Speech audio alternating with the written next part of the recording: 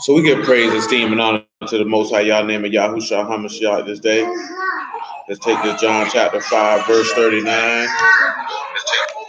Search the scriptures, eternal life, and they are they which testify of me. And you will not come to me that you might have life. I receive not honor from men, but I know you that you have not the love of Elohim in you. I come in my Abba's name, and you receive me not. If another shall come in his own name, him you will receive. How can you believe which receive honor one of another and seek not the honor that comes from Elohim only? Do not think that I will accuse you. The Abba, there is one that accused you, even Moses, on whom you trust. But had you believed Moses, you would have believed me, for he wrote of me. But if you believe not his writings, how shall you believe my words? So Proverbs 11 and 16, you know, that's what we're looking at. A gracious woman retains honor. And before things got stopped, let's go back to Ruth chapter 1. And I'll try to recall where we was at from there and motor on.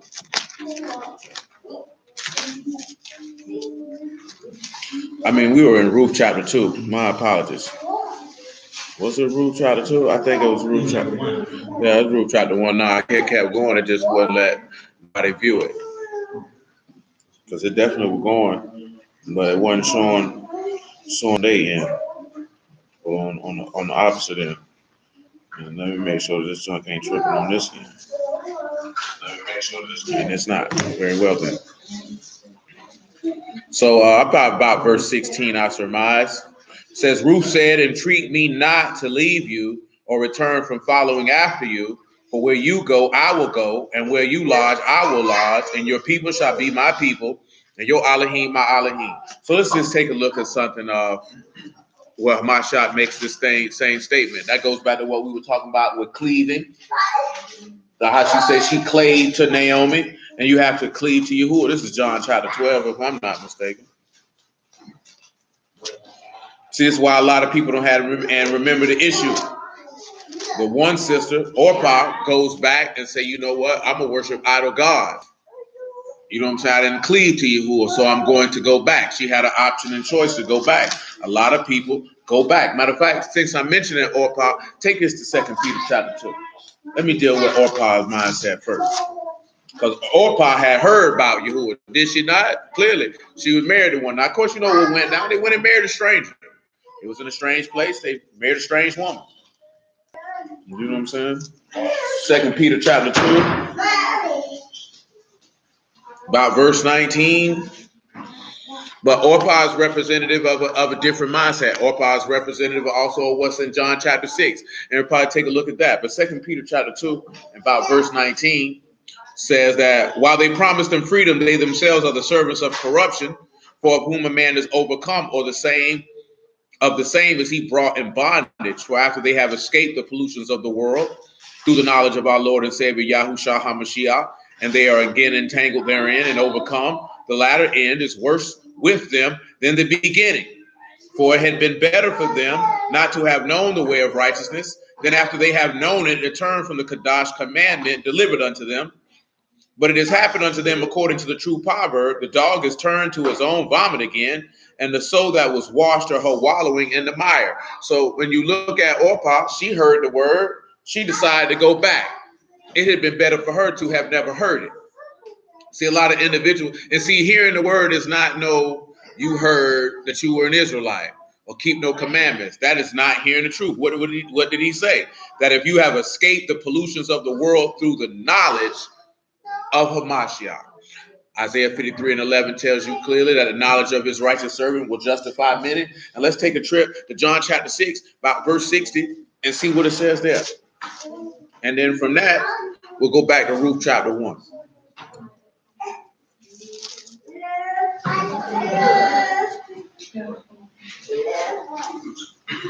John chapter 6 and verse 60.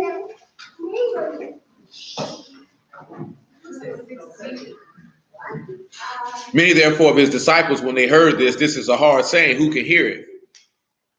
And when Yahushua knew in himself that his disciples murmured at it, he said unto them, do this offend you? Now, of course, you know, he just mentioned that they had to eat his flesh in order to gain eternal life. But what was his point? That if you live by him, you'll live by his Abba, as he lives by his Abba, and therefore you would be one with him and gain eternal life, which is going back to being cleaved and being one, and him being your Elohim, and you being his people, of which Ruth is alluding to. Remember, right? It said, it said that Ruth name means friendship. So her friendship to Elohim was greater than going back to where I came from.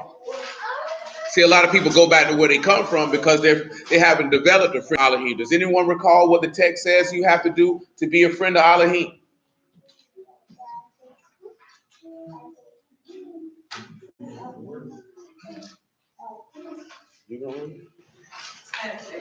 That's as simple as that. That's why he said Abraham was his friend. When he called Abraham his friend, it was because of his faith. Remember, say Abraham was determined righteous because he believed in Yahuwah. You can't be a friend of Yahuwah and not believe in him. How many friends you ever had that you could really say was a friend and you didn't trust them? Because if you didn't trust them, then they weren't your friend, now were they? You know what I'm saying? So how can Yahuwah be your friend if you don't trust him? He don't need to trust you, but he need to know that you trust him, or he's not going to extend any of that unto you. You can't move into that realm, into that atmosphere, if you don't trust in Yahuwah. He ain't fooling with you like that because he know that you don't fool with him. Verse 62, what and if you shall see the Son of Man ascend up where he was before? It is the Ruach that quickened, the flesh profit nothing. The words that I speak unto you, they are Ruach and they are life. For there are some of you that believe not, for Yahushua knew from the beginning who they were that believed not and who should betray him. Therefore I said unto you that no man could come unto me except it were given unto him of my Abba. And from that time many of his disciples went back and walked no more with him. That's why Orpah went back. It wasn't given to her to keep going. It was given in Ruth's heart to keep going because she said, what? Your Elohim is my Elohim. Your people are my people. This is her viewpoint. And it's only because of the word. Back to Ruth chapter 1. I don't even think I grabbed John chapter 12. I did. Let's go back to John chapter 12 because I did not go there. 12 and 23. John 12 and 23.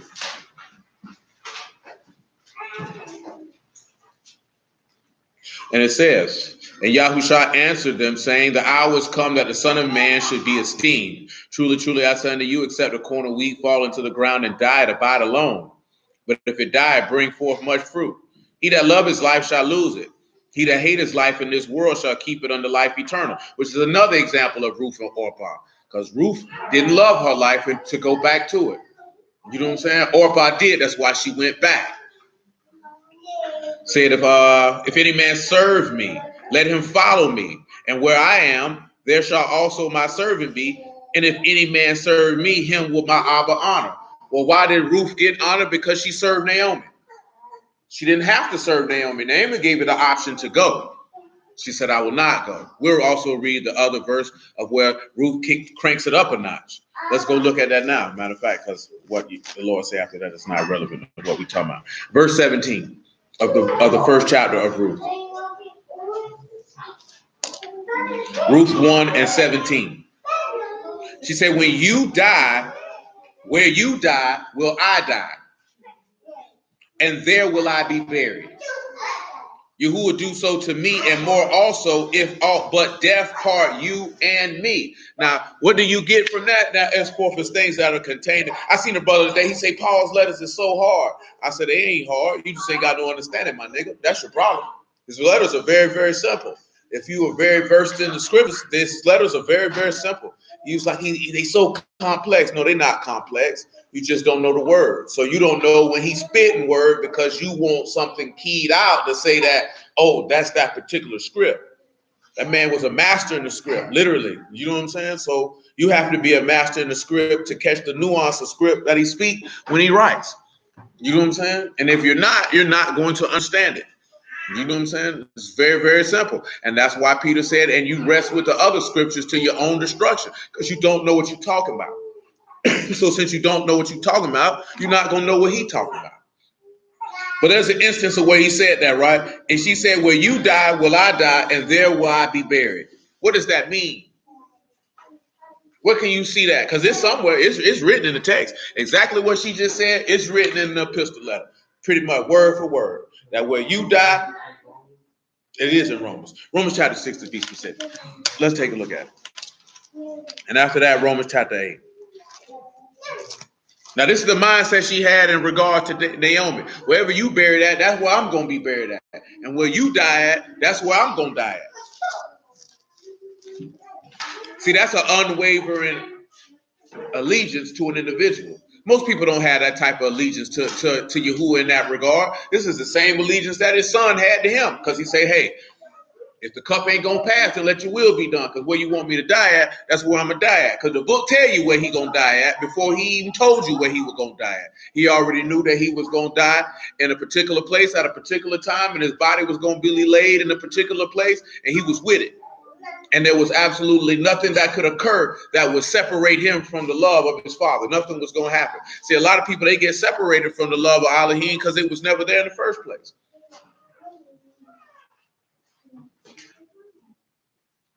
But Romans chapter 6, right? We pick it up at verse 1. We can grab all of it.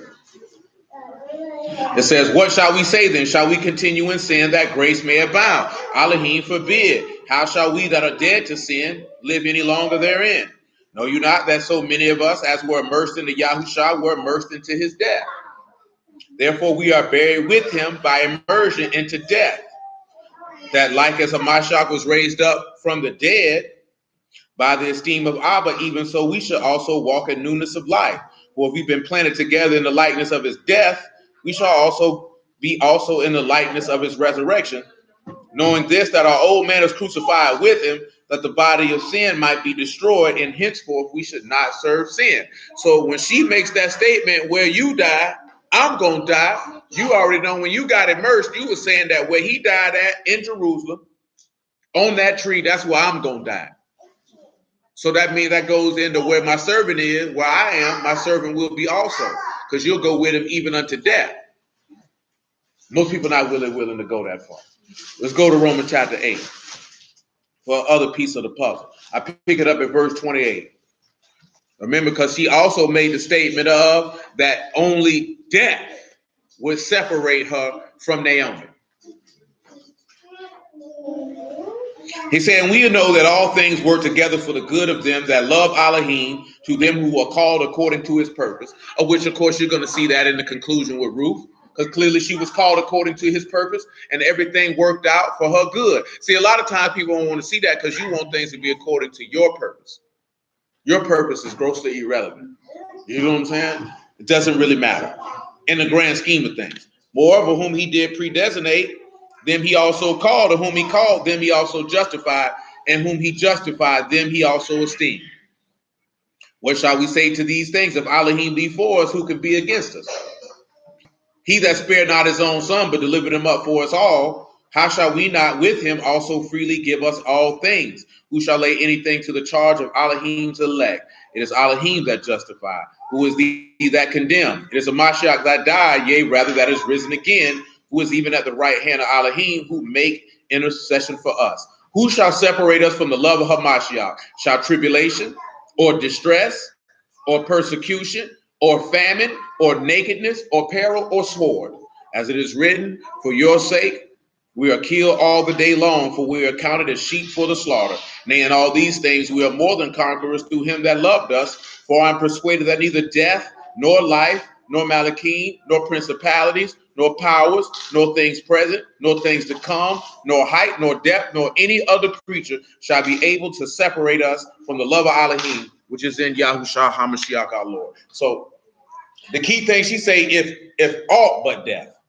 So she's saying that when you, because they got it in parentheses, so that might not what's actually going to be contained there. So let's see what's actually contained. Well, in italics, not parentheses, excuse me.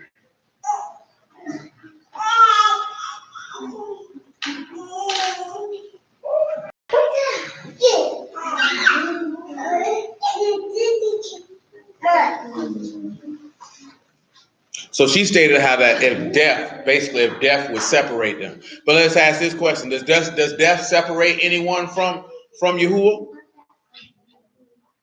Oh yeah, death can separate some people from Yahuwah. Depends on the context. See, that's one of the situations where you have to make sure that you use proper context. Because if the wages of sin is what? Death. So in that instance, death would separate you from Yahuwah because you are a sinner. But if you are in him and you cleave to him like you seen Ruth cleave to Naomi, then death wouldn't separate you because you would have life in you, because you would be dwelling in life and life will be dwelling in you. So therefore you would just be resting for a little season. You know what I'm saying? Death wouldn't have any power over you. Remember, he said everybody whose name is found written in the Lamb's book of life, the second death has no power over you. Do you know what I'm saying? First death got power over everybody. Because why? Because you're dust and ashes. You know what I'm saying? You may be fortunate enough to be alive and see him at his coming. You may not see him at his coming. But everybody is guaranteed to touch the first death if it be Yahuwah's will. You know what I'm saying? Like our homegirl, she be always talking about, vegan this and vegan that. Baby, your life ain't nothing but a vapor. I don't care how good you eat. If he want to get you out of here, you out of here.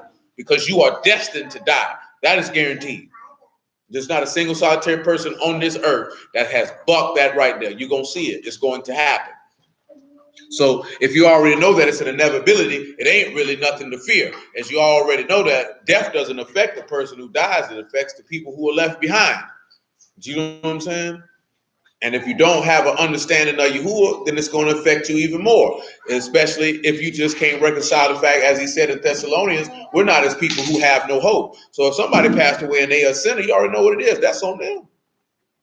Ain't nothing I can do about that.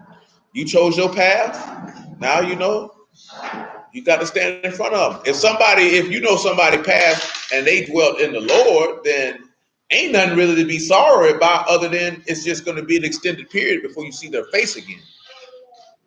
You know what I'm saying? You got to remember the mindset. What's the mindset that Mary and Martha them had when he came? What's the first thing? Oh, she said, I know I'll see him again. Yeah, they sad because I'm not going to see him right now, but I know I'll see him again. You know what I'm saying? That ain't mean no pressure. She probably said, from how contextually, if you look at it, it seemed like when he mentioned that, she probably snapped out of her grief. When he told her that there, oh, your brother see, she said, oh, I know he'll rise again on the last day. The confidence of what she stated that. So she was like, I'm just sad in the moment. I understand. I'm going to see him again. You know what I'm saying? That's not no pressure. You know what I'm talking about? If a person don't have that, I think most of us who deal in the word, when people that you care about die, they going to hell. And you sad about it. I'm not sad about it. I know you had your opportunity somewhere and you rejected it. You know what I'm saying? Why you rejected it, I do not know. But I know you had to reject it, because if you didn't die in him, somewhere down the line, there was an opportunity presented and you said no. You know what I'm saying?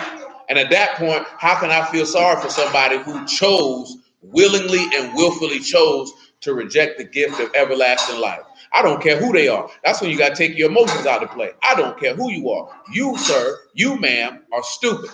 You know what I'm saying? But guess what most of y'all wouldn't do? If somebody offered you $5 million, you wouldn't turn it down. And if somebody turned that down, you'd be like, boy, that nigga that dumb. Well, this man offering you everlasting riches that you can't even number, and you turn it down. Shalom, man. And you turn it down. And then you want me to feel sorry for you because you stupid. You know what I'm saying? Because you turned down 100 million. Because that man already told you. Matter of fact, Revelation chapter 3, real quick, man, on why I'm using that as a reference point and what I'm talking about. 3 and 18, if you will. You can make it 3 and 15.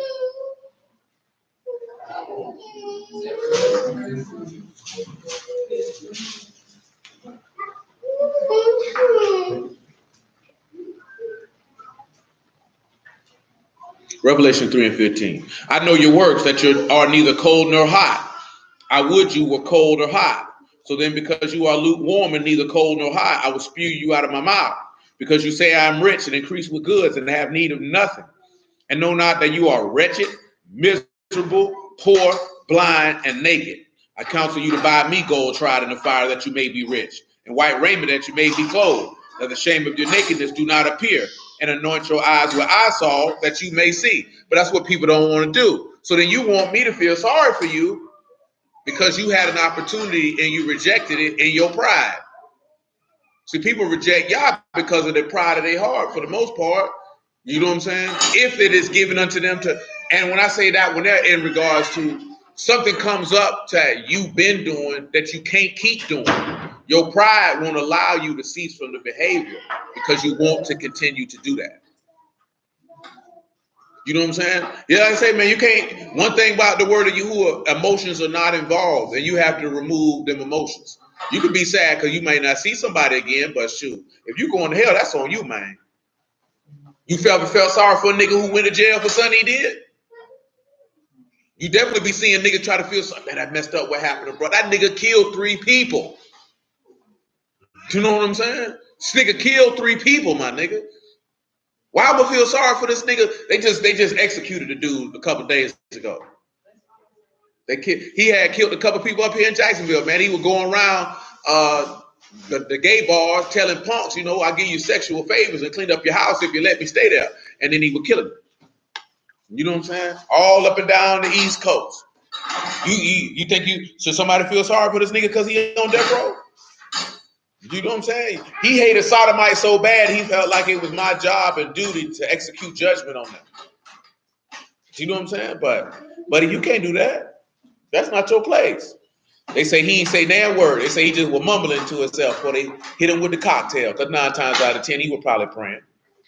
You know, he finna go meet his maker now. You got some people like, he'll never be forgiven. I can't say that. You have some people get mad. Why? Because it's a dude who was a Hebrew who claimed to be in the word. I shouldn't say like this here. He just got sentenced to 25 years to life for pedophilia because he was molesting his wife's daughter. Yeah, you know, little son of Abraham. Yeah, they gave that nasty buzzer 25 years.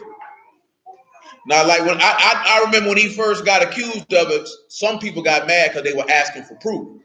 But I could understand asking for proof from a scriptural standpoint because I'm not saying the nigga didn't do it, but I just can't go off the fact that you said he did it.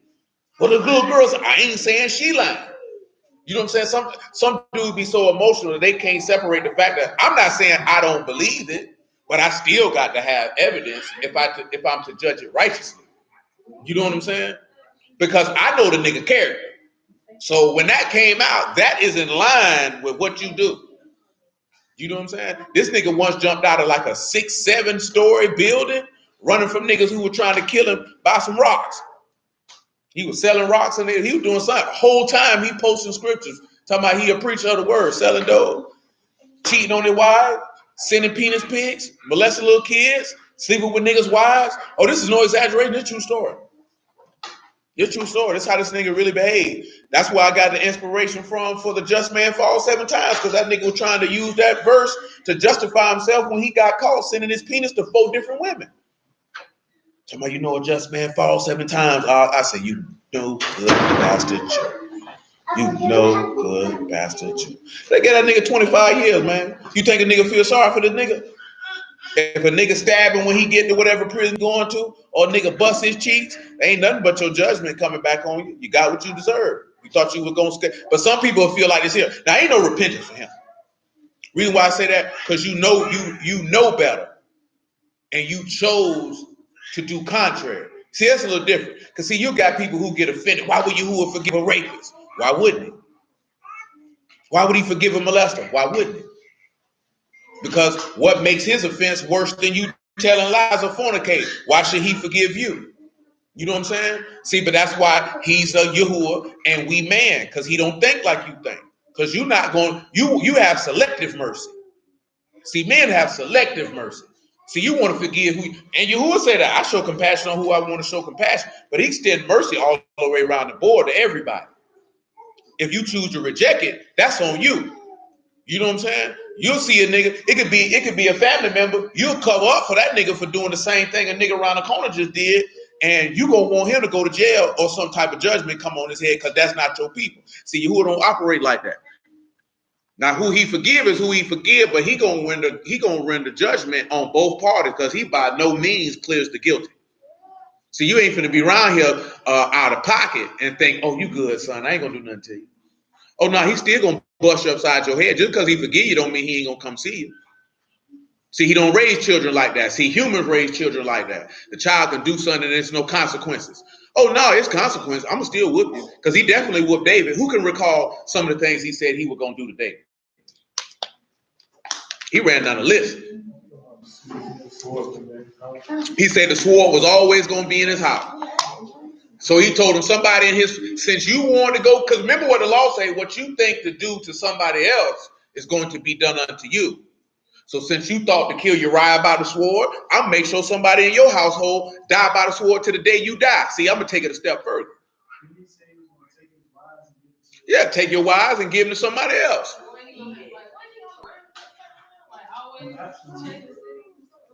Yeah, he definitely was on the run, but that was because the sword was always in his house.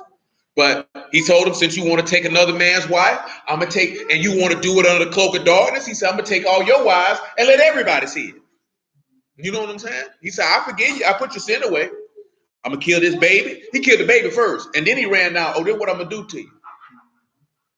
You know what I'm saying? But see, people don't like to have that conversation when they talk about what happened to David. Oh, David just didn't skate by like it was smooth. The baby just died. That man called tribulation till the day he left here. Do you know what I'm saying? Oh no, cuz you still my nigga. And I'm still gonna do everything I promised you. And I'm still hold you down and exalt your name as high, because you my son now. I fool with you. I want to bust you upside your head. Don't you never disrespect me like that.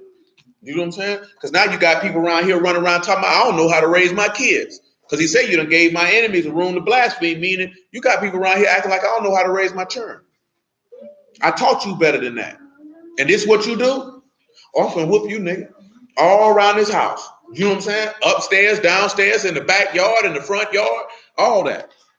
You know what I'm saying? And see now, like when you see things now, right? You know, a lot of people don't respect black male authority. So that's why it's difficult for a black man to be able to do that, especially most of y'all, because most of y'all ain't never seen your mama humble herself to another man's authority. You done seen her shoot out the mouth, and that nigga just sit there and look at her instead of spitting in her face. Spit in her face and walk out the door. You know what I'm saying? I won't stay here. Shoot, somebody should have taught it to you, because clearly your pappy, your grandpappy, somebody ain't told you nothing better. Because I don't know what you think this is. You know what I'm saying? Like straight up and down. Because you feel like this man don't have the ability to impart wisdom or knowledge or tell you anything. That's what we were talking about in regards to the school system. Why do you think so many black women love the school system so much? Because subconsciously, that's your daddy. That's your husband. You send your kids to your husband, let your husband tell. That's why you get mad if that man say anything about that, because you can't be talking about my husband. That Mr. White man. That Mr. Charlie. Mr. Charlie know what's best. See, you don't know how to teach and lead, sir. Yeah, I let you put your little penis in me, but Mr. Charlie know what to do. Mr. Charlie know how to raise them kids. He love them kids. He feed them. He clothe them.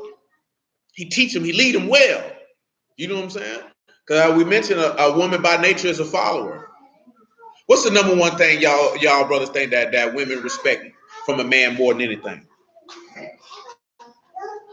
The one thing in particular, I've always said, that's how I knew at an early age that the church system was sour. This is how I was able to figure out why so many preachers was able to knock down so many women. You know what that one thing is? What you think that one thing is?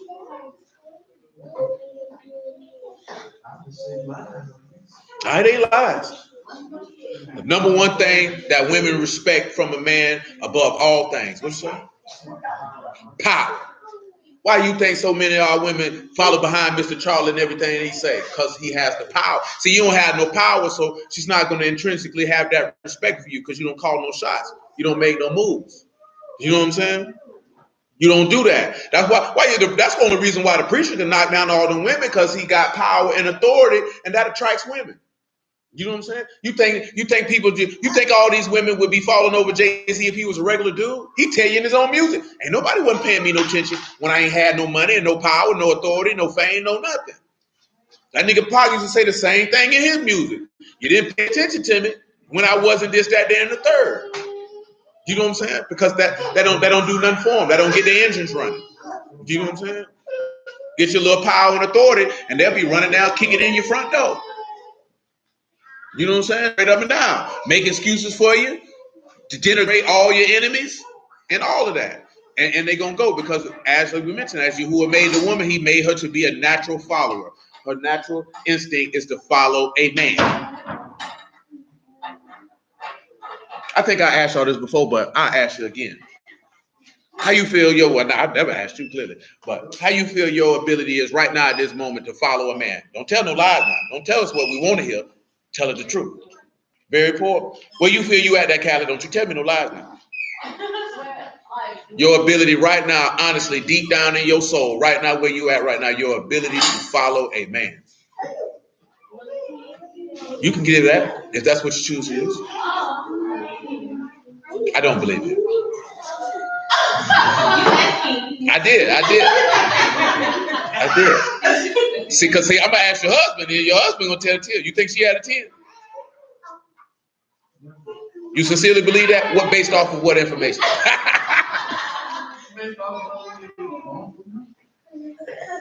What about you, Kalisha? Don't you tell me no lies.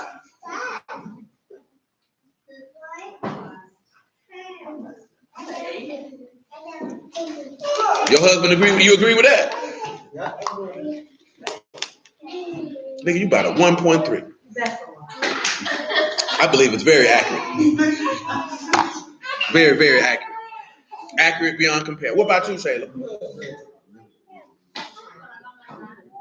You're not. I don't believe you. What you say that? I'm gonna say I don't believe everybody. So just. 8.5. What about you?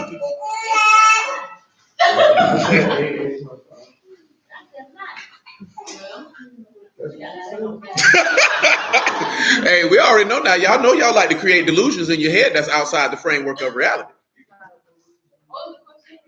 What do you feel like? How do you feel what your ability is to follow a man? Callie just introduced the number scale, but you can. Well, the scale is actually better.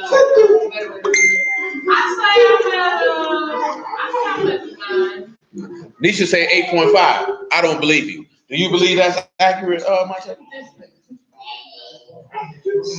Oh, see, she don't got no husband, so I can't say I don't believe it. There's nobody to throw that off. No, we asking the women what they feel like their ability is to follow a man. Callie introduced 1 to 10. Nisha says she's an 8.5. Would you say that that's accurate? You know what I'm saying? That nigga generous. You nigga generous. I hope you niggas tell that truth when they ain't sitting when they sit here and when they ain't. She just said possibly a 9. Stop it. You just heard that man say 9. Because see, not right, but I ain't gonna push it right now at this moment. But see, if you say that right, and now we get to go through this text and examine this and examine that, that's what's gonna expose if you told the truth or not. Like we was, you know what I'm saying, go through this text and pinpoint these things in here. See, that's gonna see, because you already know niggas love to overvalue themselves.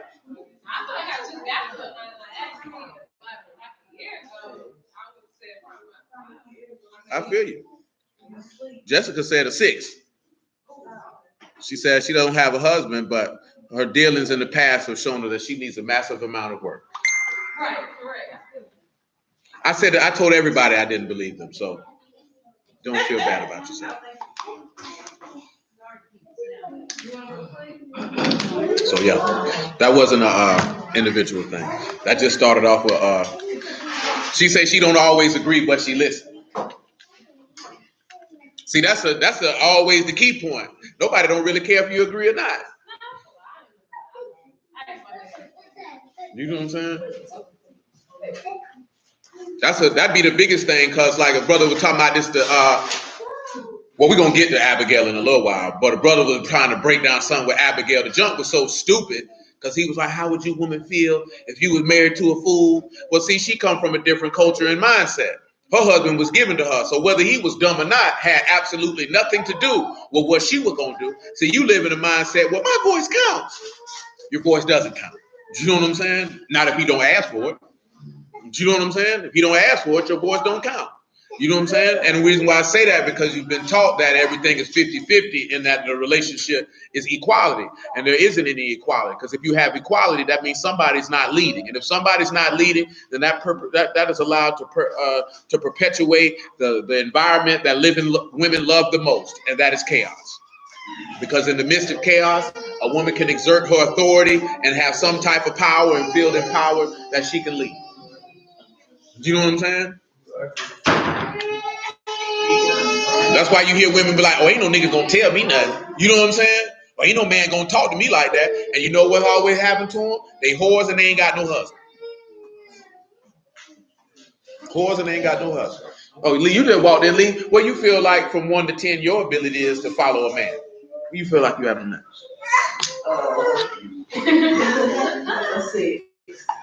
I believe you.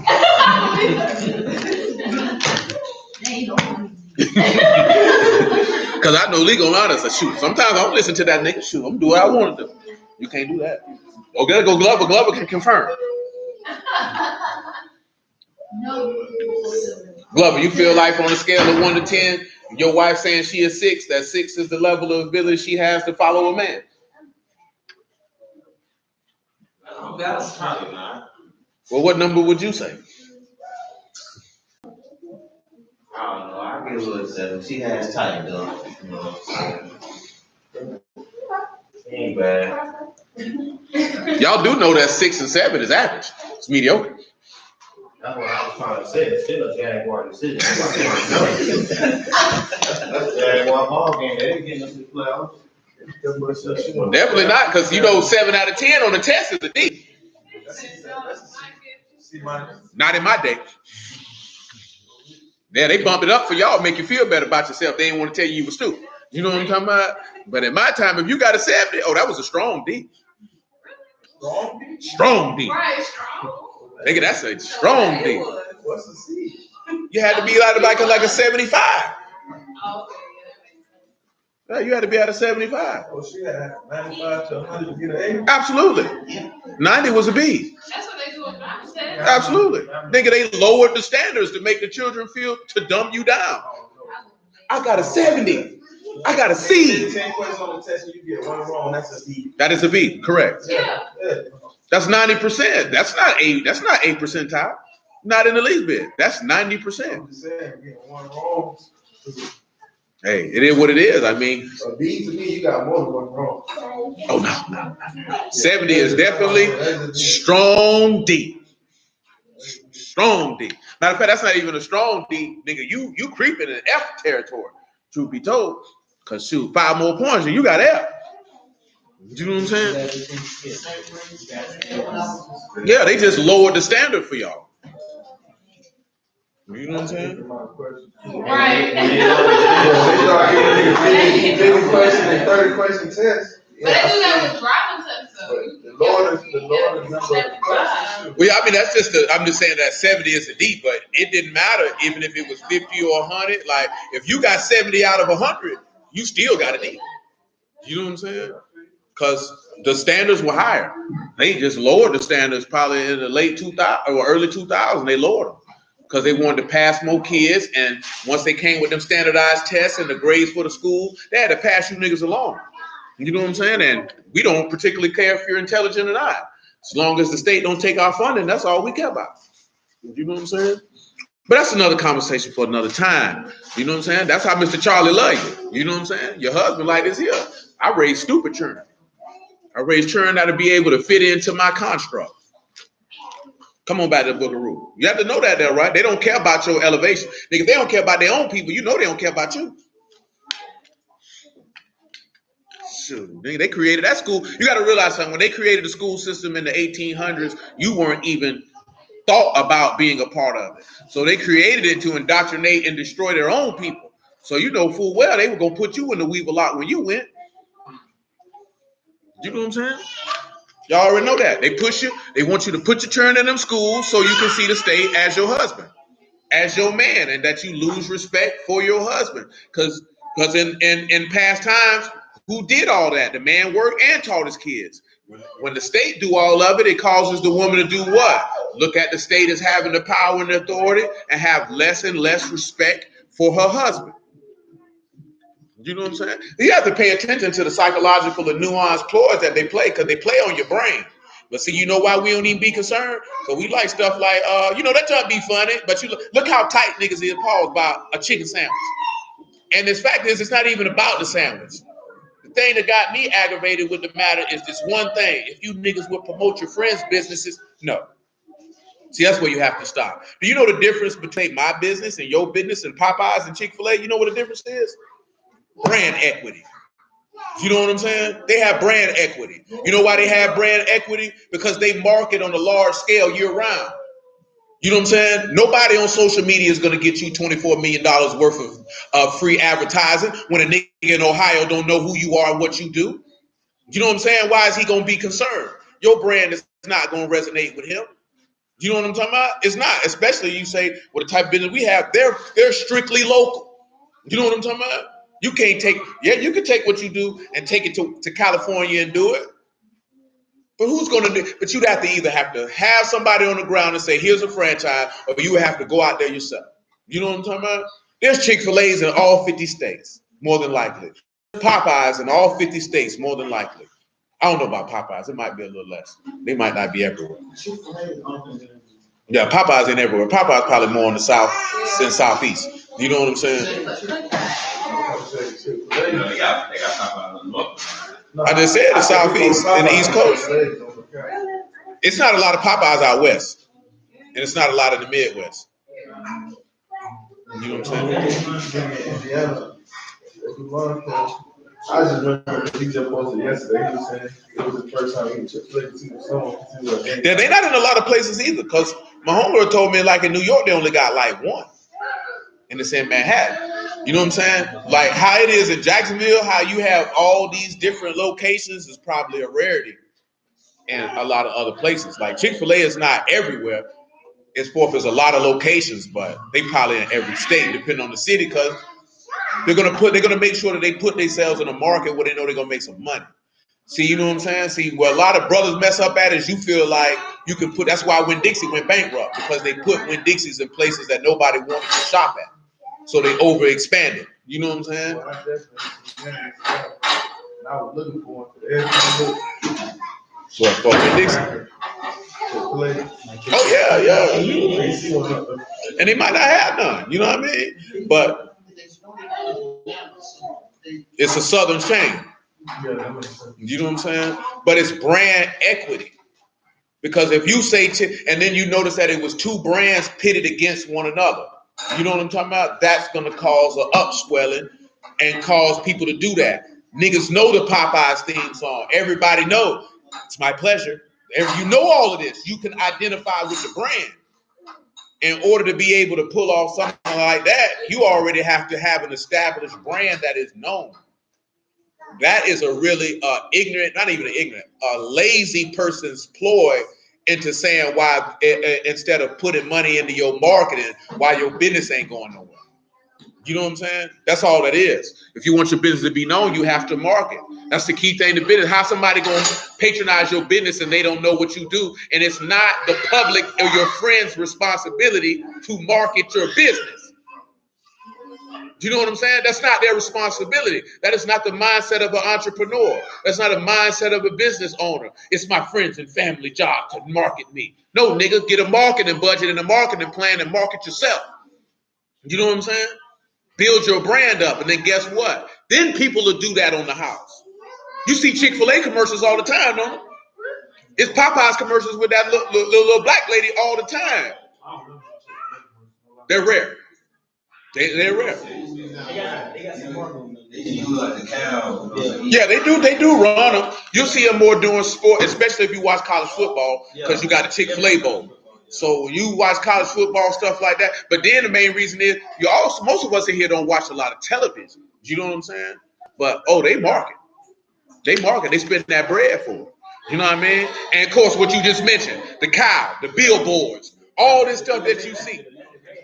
You know what I'm saying? That's marketing. That's brand equity. They spent money into their brand in order to draw people to talk about their brand. If you're not spending money to put in the brand, then ain't nobody going to talk about it. At the same token, just to flip it and look at the word, you know who Yahushua is because Yahuwah put time to market that brand. And how did he do it? By sending prophets and apostles and pastors and teachers to speak of this man. This is why now everybody talks about this man to this day, whether they know what they're talking about or whether they don't know what they're talking about. You know what I'm talking about? But regardless of what, there was work put in to market the brand. Ain't nobody just going to start talking about you because you want them to talk about you because you feel like you're doing something. No, you're just lazy and you don't want to spend the bread and you just feel like you're entitled. And that is the mindset of a woman. Women are entitled. They feel like I should get this, this, and this because I am a woman. You know what I'm saying? And this society don't make it no better. You know, a man is not supposed to think that way. And it'd be more dudes that say that than women. And they're like, look at our people. We're so brainwashed standing outside for chicken. We got bigger problems than niggas sitting in the line for chicken. If them niggas want to sit in line for 45 minutes for a chicken sandwich, that's their prerogative. What the hell? Why does that bother you? Why do you care? You know what I'm saying? You niggas talking about niggas arguing about a chicken sandwich, and you the same niggas watch Love and Hip Hop. You the same niggas argue about football teams. You got bigger problems. Your son stupid. And you worry about a nigga buying a chicken sandwich. Your son is stupid. Your husband is in the back room with a man right now. Do you know what I'm saying? You don't love your husband. Do you know what I'm saying? And all of that stuff is indicative of one key point. You don't have a culture. You don't have a culture. Because if you had a culture, you wouldn't be in a line for 45 minutes for a chicken sandwich. Niggas feel like their culture is eating fried chicken and watermelon. Literally. You get mad when white people say it, but you promote it. You know what I'm talking about? But you promote it. We don't eat more than fried chicken and watermelon. Well, shoot, that cracker can't tell because you just standing right there in the line for this chicken sandwich, and then you're going to slide get your watermelon from Publix because you say it's hot outside. Which ain't nothing wrong with watermelon because it's very good fruit. Keep your blood vessels right. That too. It's a diuretic. It ain't nothing but water. Just like I said, it's a melon with water in it. You know what I'm saying? The same token that a couple weeks ago you had grown men around here pretending to commit fellatio on a cucumber. Shoot, women. Well, right where you needed to be. I ain't see a lot of it, but I did catch some of it. It was deplorable. It was deplorable. I don't know who started it, but all I know was women wanted to show how big of a hoarder. And guess what? Ain't no man get you to cut your camera on talking about a cucumber calendar. Your whorish behind did that. And you gonna blame a man because you around here sucking on a cucumber. No, you're a whore. You are a whore. You know what I'm saying? And why is your daughter sucking on a cucumber? Because she ain't got no culture. Because if she had a culture, nigga done stoned her to death for dishonoring the family name. They got mad at some black dude because he whooped his 14-year-old child because he called her twerking or having sex in the house. Her son, he should have beat the brakes off her stinking behind. You little fast heifer. Now I'm going to slow you down. You know what I'm talking about? I'm going to slow you down. You fasten your drawers, you know what I'm saying? I got something for you.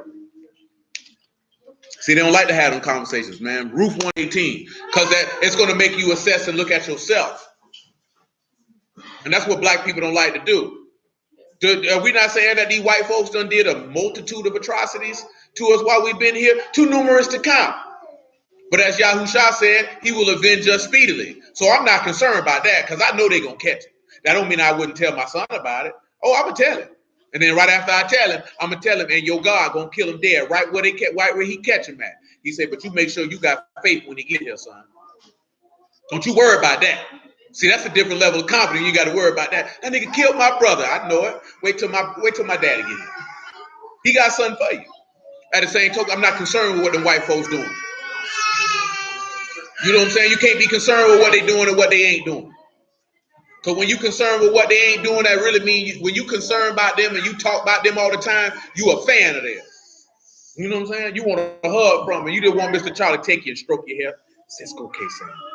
Same way she pat them on the back, holding them. That's what they want Mr. Charlie to do. It's okay, baby. I love you. I just want to suck on the teeth, son. You're 35. And I ain't got no titties. And you can't touch my wife because she's precious. This is what it is, man. It's the reality of the situation. Ruth 1:18. When she saw that she was steadfastly minded to go with her, then she left speaking unto her. And I did mention steadfastly when the thing wouldn't come through with that. And that was the word of Mas, if y'all remember that there. She was determined. She seen when she had to, see, you got to be steadfastly determined to serve Yahuwah in the same fashion. Why do you think, this is a case in point, boom. Now I want y'all to look at this in the spiritual aspect as pertaining to the New Testament and Yahusha. When it says that she saw that Ruth was steadfastly minded or determined to go with her, that she stopped speaking to her. How can you take that to the New Testament? How can you take that to that?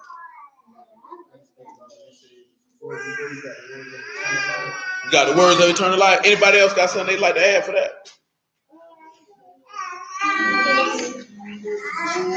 Going once? Twice? Well, what you got to go for that is, what did he tell you? He said the anointing that you will receive, you would have no need that what? Any man teaches you. Why? Because you would have been steadfastly or determined to go with this man, and because his word would be in your heart, there would be no need for someone to speak to you. So what you see in this instance, whether you realize it or not, from about verse 16 to 18, is you've seen the gospel of Yahushua, because you've seen the resurrection. When you see that she steadfastly to go with her, you see the receiving of the Ruach, because I don't need to talk to you anymore, because clearly the word is inside of you. I'm not going to separate myself from this. I'm going to walk in this. I'm going to cleave to you. This is this is a sign of a very humble woman. See, this is how a woman is supposed to operate with her husband. Where he go, I go. Where he do, I do. Where he say, I say, because we have one mind. Because that's supposed to be symbolic of Yahusha and his spouse. So you can't be a virtuous woman, a strong woman, and you can't humble yourself to follow your husband. You can't, a virtuous woman would, don't you think as evil as Nabal was, that Abigail could have emasculated him on every cut and corner? She wouldn't have dared. She wouldn't have dared. You know what I'm saying? See, it's a lot of our women, they gonna be in trouble. I mean, I told y'all one time, that woman told me, I never submit to a man. I say, I know you going to hell. How you say that? Because you won't submit to the Lord. That's why I said that. You know what I'm saying? And you gotta sit back and look at that. That's a lot of women, they hear that word like this here, like the world revolve around them. Your coochie ain't that special, baby. There's plenty of them out here. Your coochie ain't that special. I know everybody been telling you that so they can get in between your thighs, but your coochie really ain't that special. Cause I'm here to tell you, if a man get tired of you, he don't fool with you no more. You know what I'm saying? Same way all of us grew up and they be like, Janet Jackson so fine, Holly Berry this, here, and that, there, and the third. And guess what you find out when they got old? They still ain't got no man. You know what I'm saying? Holly Berry still ain't got no man. She been married 3-4 times. Nigga done left kids in and all and went along her way. You know what that tell me? Something wrong with Holly Berry. Oh, y'all know that's just a first class whore. That's just a first class whore. A woman been done had 5-6 husbands, that's a whore. See, we only using these women as examples because they know. But some of y'all know bald-headed hoes like that in your family, in your neighborhood, people you went to school with. You know what I'm saying? Go from man to man. They ain't necessarily been married, but they go from man to man. And that man deposit his semen and leave you with a baby, and then you go get you another man. That means there's something wrong with you. God told us the other night, only fools leave behind good women. Ain't no man with good sense gonna get no good woman and toss her to the side. So you ain't as good as you think you is if niggas is hitting and sliding. You know what I'm saying? And you tell I'm a good woman. Well, why these niggas ain't staying? Because I'm only getting one half of the story. Your half. And you the common denominator in all these relationships. So why these men ain't staying? Oh, they couldn't handle me. I bet they couldn't. Nobody want to deal with you yelling, arguing, fighting, fussing. You don't cook, you don't clean, you don't do nothing but argue and complain. That man said, man, I'd rather smoke crack and stay in Duval County jail than live in this house with you. And indeed, and then keep picking the same type of man. But you know why they put in the same type of man? Because 9 times out of 10 it's for confusion. See, when a woman don't necessarily want to be in a situation where there's order, then she's not going to choose. You know, when a real man step in the room, he's going to demand order. He's going to want order. If that woman doesn't want to function in an orderly environment, you think she's going to pick a man who's going to operate in that fashion? That means she can't do what she want to do. That means she can't get the power that she gets from being in an environment of chaos. But see, you don't want to have that conversation. You can't talk about black women like that. Watch me.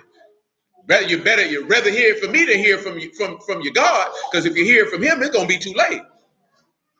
You know what I'm saying? It's gonna be too late. You gotta get yourself in line. This stuff these people got going on is detrimental to your soul, and it's outright vile in the eyesight of a man. Because I guarantee you, we didn't talk about this before. But no man want no deal with no woman who complain a lot.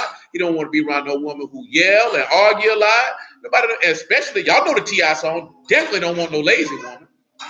And they say you can't flip the couches. You can't do. Nobody don't want that. You're not going to be seen as of high value. Only thing that our women feel like they have high value because they have a degree and a job. You know what I'm saying?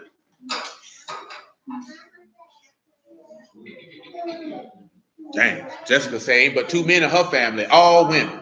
You know, if as a boy you don't stand no chance, you in the family of all women, and ain't no man in them. I just heard brother talking about that earlier, and it's the truth though. Why you think these niggas always be ready to kill somebody? Because that's all they ever heard their whole life was their mama, how she hate men. You know what I'm saying? Nigga ain't gonna, I hate these niggas. So guess what you grow up with that same mindset? I hate a nigga too. I kill a nigga too. That's how a man don't even, that's why most of these young men don't know how to resolve conflict. You know what I'm saying? Because the average woman don't know how to resolve conflict. And that's not her fault because that's something that she has to be taught and moderated on. You know what I'm saying? So you see a lot of dudes. How many of y'all done seen dudes get in fights or somebody you know got killed over a matter that was probably about this big? That easily could have been, you know what I'm saying? Like if y'all were just men and had a conversation like, nah, bro, it wasn't even like that. Oh, my bad. Oh, no, that junk get boom. Now somebody going to a funeral on a Saturday. You know what I'm saying? Now they finna have macaroni, cheese, and potato salad. And really, people could have went about their life. You know what I'm saying? And you have to look at it that way. Because you have to, every young man has to be taught how to resolve conflict. Conflict should not, every conflict you have shouldn't result in a strong argument or a physical altercation of somebody dying. Because at the end of the day, that means you don't know how to effectively communicate and operate as a man. That if you can't resolve conflict in an orderly fashion, doesn't mean you're going to be friends after it's over. You know what I'm saying? But you should still be able to resolve conflict where not irreparable harm is not done to another person. It's not no need for that. That just means you just don't know how to functionally communicate. And you know the average woman don't know how to function. Women screen they know how to communicate till you say something they don't like. That don't matter if it was right or not. You know what I'm saying? She don't like it. She flying off the hinge. And then you know the biggest mistake that most men make is you sit there and go back and forth with her instead of just, you know what, walking out the door. Or sitting there and looking at her stupid. So you're not going to say anything to me? Go get me a beer. You know what I'm saying? That's it. I guarantee you. We talked about that last week. She'll respect you in the long run if you don't argue with her. Y'all already know if a man argue with you, what he just told you. I said it the other day. If a man argue with you, what he just told you.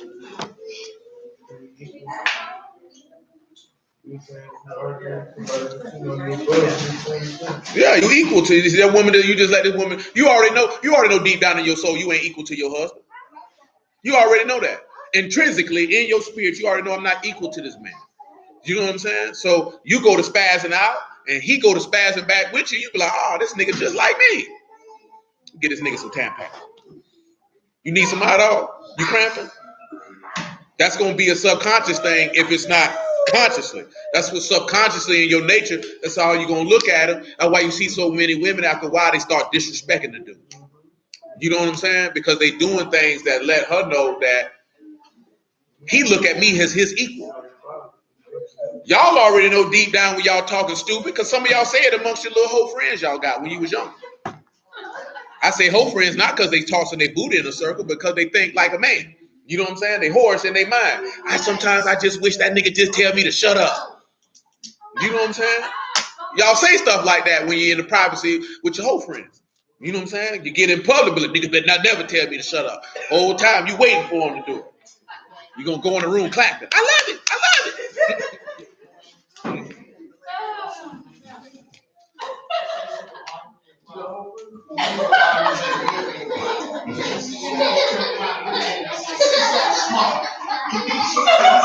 So smart. Yeah. So Rob ain't going to argue with you. Argue with you for what? No, you should. You should. Yeah, you definitely got to start to be quiet. All right, hush your mouth now. Once you get to shut up, once a man get to shut up, baby, just go and close your mouth because you're about to get stone cold stunned. You know what I mean? You can't do that, man. Don't sit back and go back and forth with a woman. Don't go back and forth with no woman. They let her sit there and argue. Just like my mom would say with just sit back or sit back when she do it and record it. So when she calm down, so you can show her, this is how stupid you look. You know what I'm saying? You acting like her. This is how stupid you look. Come on, man. Ruth 1:19. So what happened? Your face gonna stay like that. So the two went until they came to Bethlehem. And it came to pass when they came to Bethlehem that all the city was moved about them. And they said, is this Naomi? And she said unto them, call me not Naomi, call me Mara, for the Almighty have dealt very bitterly with me. And I went out full, and we don't need all that. Ruth chapter 2 and verse 1.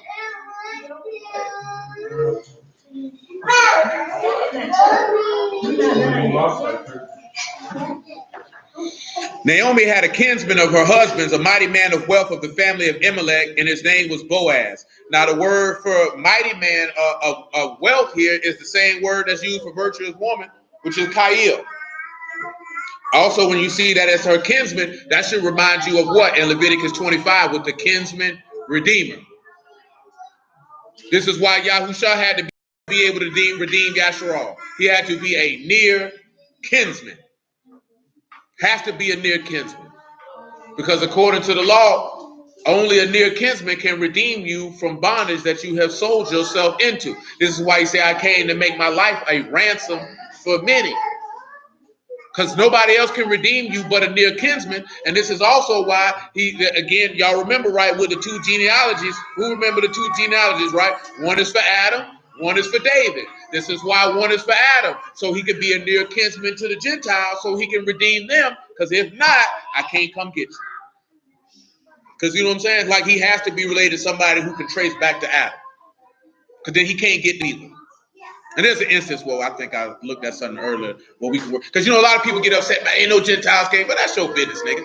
I already told y'all that's what niggas be doing with the word, arguing like hoes. I'm gonna go back and forth with no nigga about no word. Don't believe what you want to believe. I've been on that for years. Believe what you want to believe. We gotta have a conversation now. There ain't no problem. But once I see it's descending into a level that it don't need to descend to, oh, you got it, bro. You know what I'm saying? There's a difference of having conversation about scripture and you don't agree. And niggas arguing for the sake of arguing. That's a feminine trait. Y'all know y'all done sat back and argued with a nigga just to sit back and argue, just because you didn't know how to properly convey what you wanted to say. You know what I'm saying? So you just started a whole dust up, and then you be like, Mommy, he ain't called me in 3 days. And you wonder why. He don't want to come see me. Would you come see you? You know what I'm saying? Let me ask y'all this here. At the most foolish that you ever acted, had anybody ever really showed back how foolishly you acted with a man so you can see how stupid you look? Or how stupid you sounded? That's unfortunate. Has that happened for you? What do you mean, like? You know what I'm saying? Like you did something and somebody, you know, let you know, like you explained to them, yeah, I did this here and did this here. And they was like, girl, you know you stupid, right? Let me show you how stupid you were in this scenario. Same difference. You know what I'm saying? When we say stupid, meaning you acting in an uncouth fashion. You acting in a fashion where you're really acting like one of them. You know what I'm saying? You're acting like one of these children. Because you already know when women don't get her way, she begins to throw a tantrum like a 4-year-old. And then expect this man to sit here and accept it. You know what I'm saying? Just like a 4-year-old. That's what they do. You know what I'm talking about? And when you see that with our people, that's what we have done as a whole. Because remember, we this woman. We've acted like that.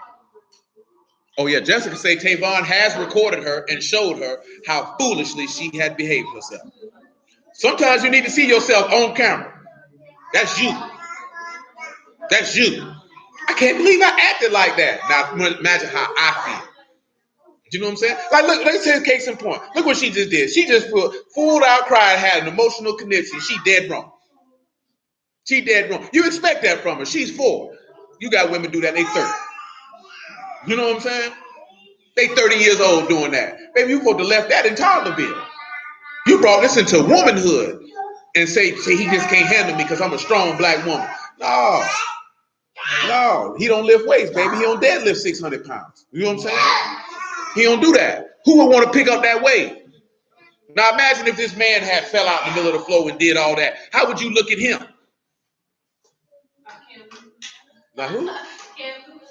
Oh, you know what I'm saying? How would you look at him? But we supposed to accept it. The same way I used to hear women cap, oh, I'm just on my period. No, you just a nasty hoe. You're trying to cover it up with your period. Ain't nothing wrong with you, nigga. Your period don't make you act like that. Do you know what I'm saying? I want to hear that jump. Being nasty, disrespectful, and rude, that's not your period. That's your character. Yeah, ain't because I've been around too many women who were pregnant and didn't behave that way. That's you. You know what I'm saying? You feel like I can say, oh, I'm pregnant, baby. That's why I cussed you out. No, you just felt like you could get away with it because you're pregnant. I know better. You and that bastard baby gonna leave here in a minute. Who gonna take care of it? Shoot, you and your mammy. I'm not gonna take care of it talking to me like that. That junk ain't cool. Because the reason why I say that is because a woman feel like she can do it, and when that man do it to her, why are you talking to me like this? You know what I'm saying? Well, shoot, how you think I feel? You think I want to be berated and belittled and emasculated? You know what I'm saying? I don't want to deal with that. That's why dudes leave. Why they finna put up with that? Ruth 2:2. Ruth the Moabitess said to Naomi, let me go down to the field and glean ears of corn after him in whose sight I shall find grace. And she said unto her, go my daughter. And she went and gleaned in the field after the reapers.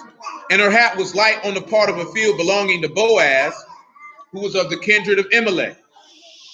Behold, Boaz came from Bethlehem and said unto the reapers, Yahuwah be with you. And they answered him, Yahuwah Baruch you. Then said Boaz unto his servant that was set over the reapers, who damsel is this? The servant that was set over the reapers answered and said, is the Moabitish damsel that came back with Naomi out of the country of Moab. Now we're going to move on a little bit. Now Naomi went to go work in the fields, correct? Well, let's look at how that pertains in Proverbs 31. Proverbs 31 and 12.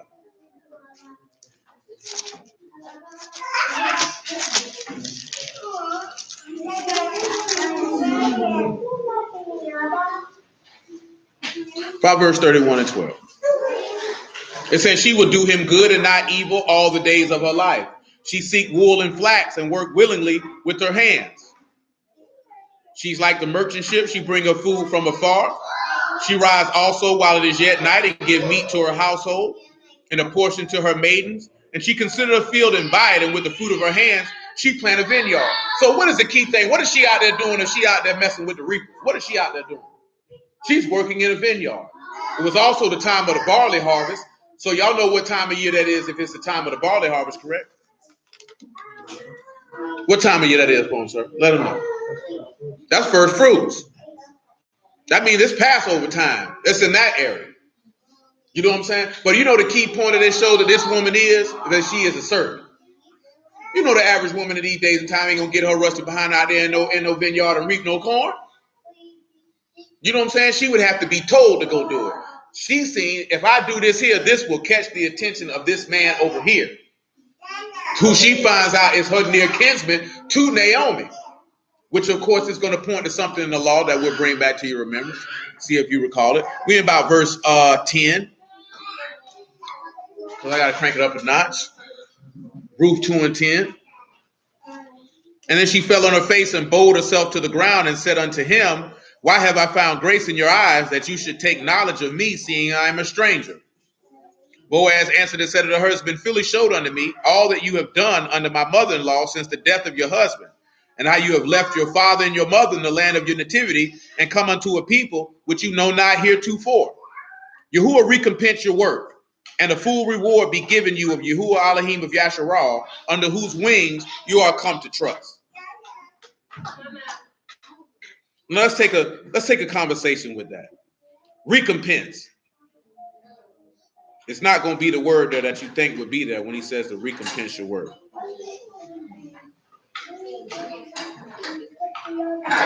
Does any of y'all remember what the word shalom means? We've dealt with it before. Not shalom, but shalom. Not shalom, but shalom. You know, some of them boys like to say shalom. You ever heard somebody say shalom? That junk that is hilarious to me. Shalom. Y'all remember what that means? That's the word for covenant of peace. So that when he stated is that Yahuwah is going to give her a covenant of shalom. That goes back again to dealing with if a woman is an upright and virtuous woman, then that means if she's got a covenant shalom of a work, then guess what that means she is not. She is not an agent of chaos. This is a woman who was of order and structure. This is why he's given her that, and she's shown that consistently, according to this text, by her behavior. Now, the word for trust is a word that we've also talked about before. It's kasah. Trust in Elohim. You got to kat samak in the hay. By all means, put yourself something together for that. Kat, samak, and hay. You have a few moments. Kat, samak, and hay. You have a few moments. Be going to the bathroom like y'all women be going in. One go, they all got to go. Probably don't even got no urine in it. Kat, samak, and hay.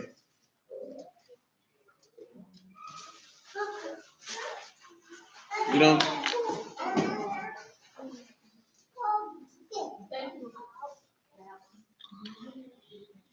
you got to think about this type of stuff, man. You know, it just don't be stuff that like, just be hard on no woman because it's really,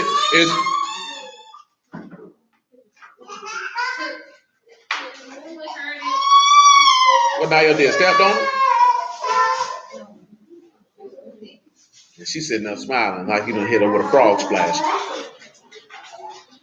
But, it's really men's fault because men tolerate things that ought not to be tolerated. The woman's only going to do what you allow her to do. You allow her to dress like a whore, and she will. You allow her to disrespect you, and she will. I got to grab hold to man raise arms to the second. All right. I said, I need to protect, though. You say protect what? You got to give him the whole thing, cause. Grab hold to the man raise arms like protect. Anybody else? You ain't obligated to use one definition. You can use whatever you want.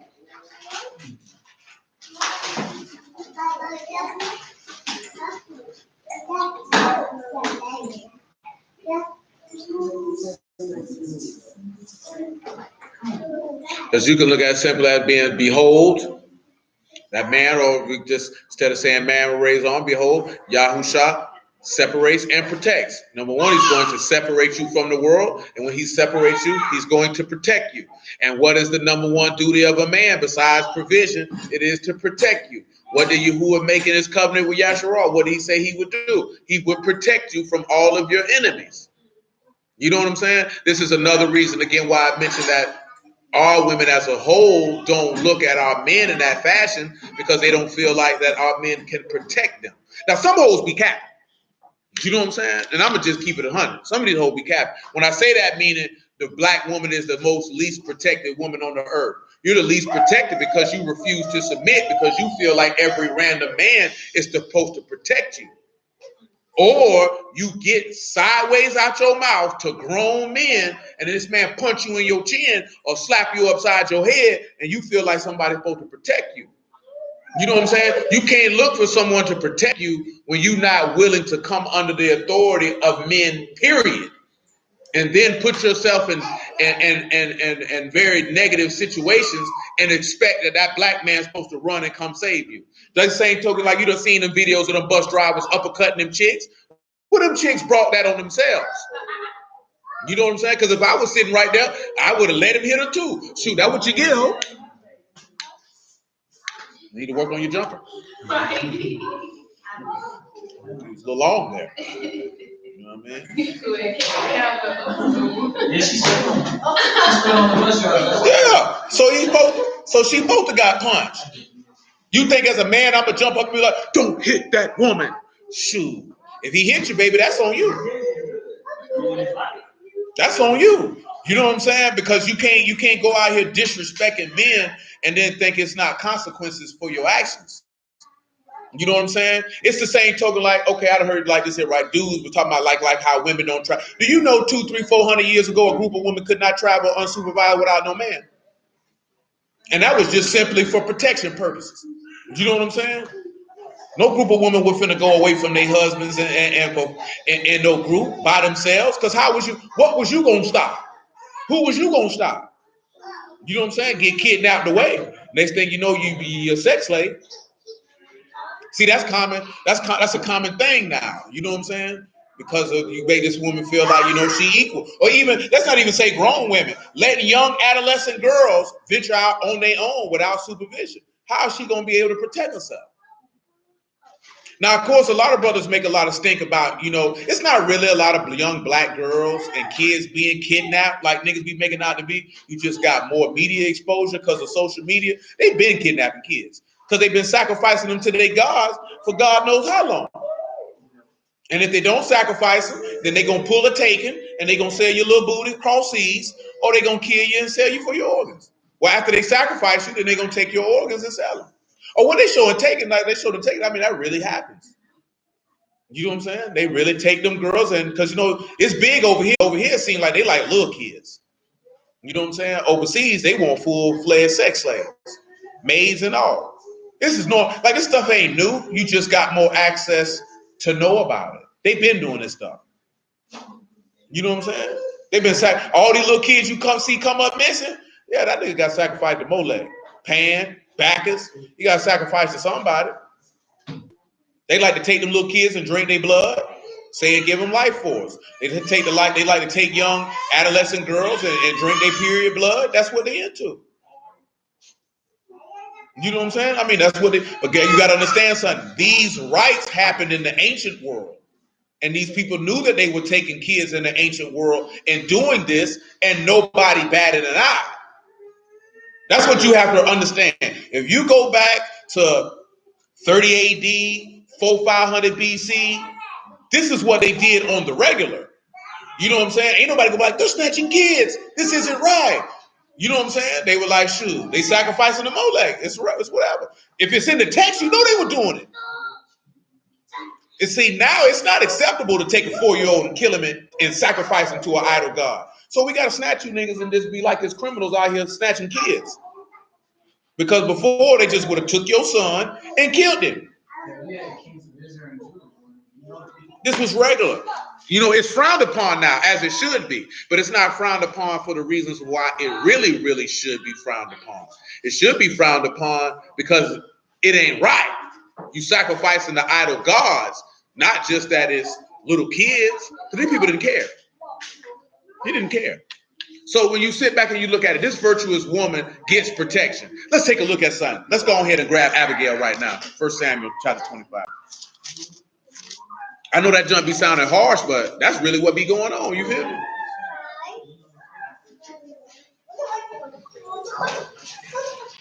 That's really what be going on. These people really be taking small kids and killing them.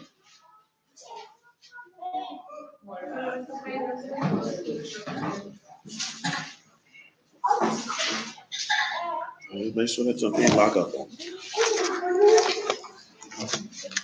We don't like to hear that type of stuff because you know why people really don't like to hear it? Because you don't want to believe that human beings are that depraved. You know what I'm saying? You don't really want to believe that. You don't want to really believe that somebody is that sick. So you be like, nah, they would never do that. Until you actually study history and see that that was normal. That was normal. I know it sounds crazy to say, but that was normal in ancient times to take little kids and kill them.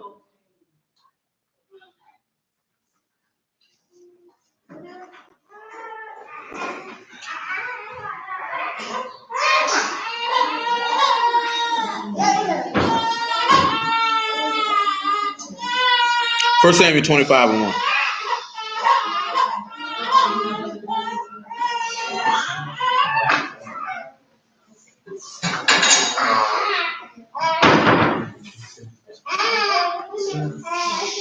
So it says Samuel died, and all of Yasharal were gathered together, and the men to him and buried him in the house of Ramah. And David arose and went down into the wilderness of Paran.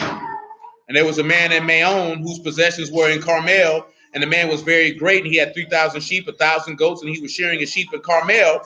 Now the name of the man was Nabal, and the name of his wife was Abigail, and she was of good understanding and of a beautiful countenance. but the man was churlish and evil in his doings, and he was of the house of Caleb. So it says that Abigail had a good understanding. What's one of the first scripts that should come to your mind if it says this woman has a good understanding? In regards to her having understanding. She feared Yahuwah. What is one of the things that the text say that a woman should do? Reverence her husband. Ain't that what it say to do? Reverence your husband. Now the word for understanding here is sakal. It's Sean, Kaf, and Lamar. It's insight, understanding, prudence, good sense. This is a word we didn't talk about before. Sean, Kaf, and Lamar. Proceed. Sean, Kaf, and Lamar. Prudence, insight, understanding. It's going to tie the sun in the book of Proverbs that I'm going to grab very shortly.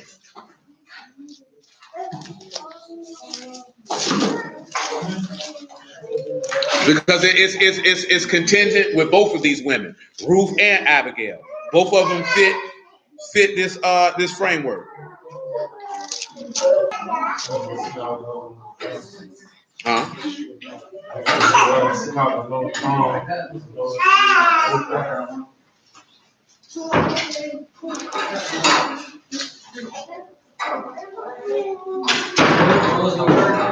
Sakal, Sean, Kaf, and Lamar. Understanding.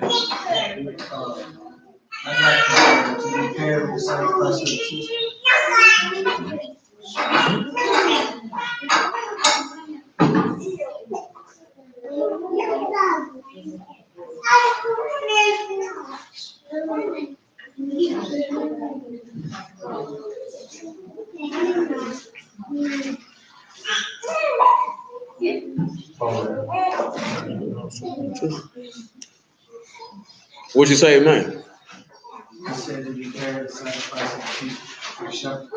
To prepare to the sacrifice of the shepherd. Anybody else?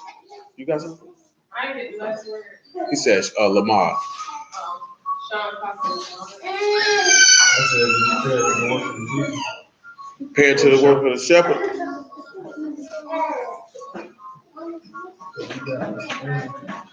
Indeed, I would agree with that. When you look at Proverbs 9 and 10, it says what? The fear of Yahuwah is beginning of wisdom, and the knowledge of the Kadash is understanding.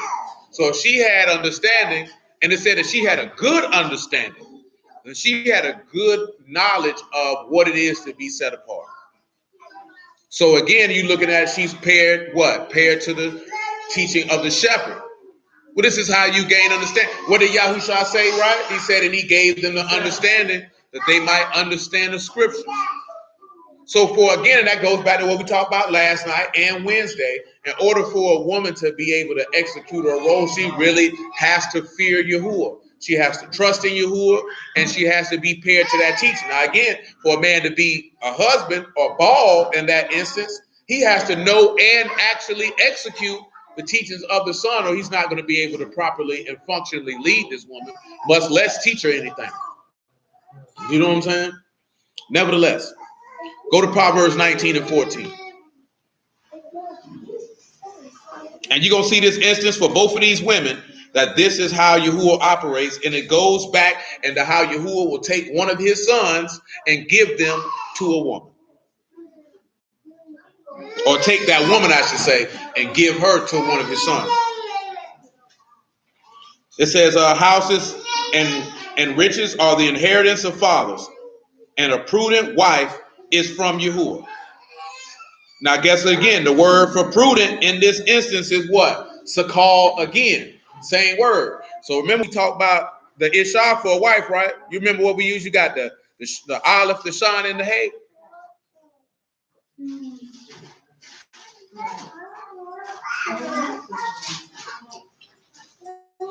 Well, all that is you look at the man with raised arms, so Yahushua pairs to strength. Yahushua is pairing this woman to her strength because her strength is her husband. You know what I'm saying? In that regard, I'm talking about on the natural level. So when the woman is actually operating in the aspect of a wife, she's paired. Yahushua will take her and pair her to her husband. Why do we say that? Mark chapter 10. Because what we gonna see? Did not Ruth get paired to a man? She got paired to a righteous man on top of that. Not to say that her first husband wasn't righteous. You know what I'm saying? And we know that Abigail got paired to who? Got paired again. So what does end up happening? A prudent wife comes from Yahuwah. These are two women who were circumspect, were wise, and had a good understanding, and they were taken and given to two sons of Yahuwah.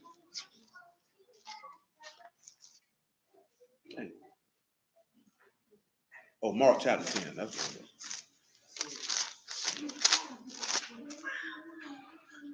Mark 10:1 is sufficient. I cannot serve you at this time.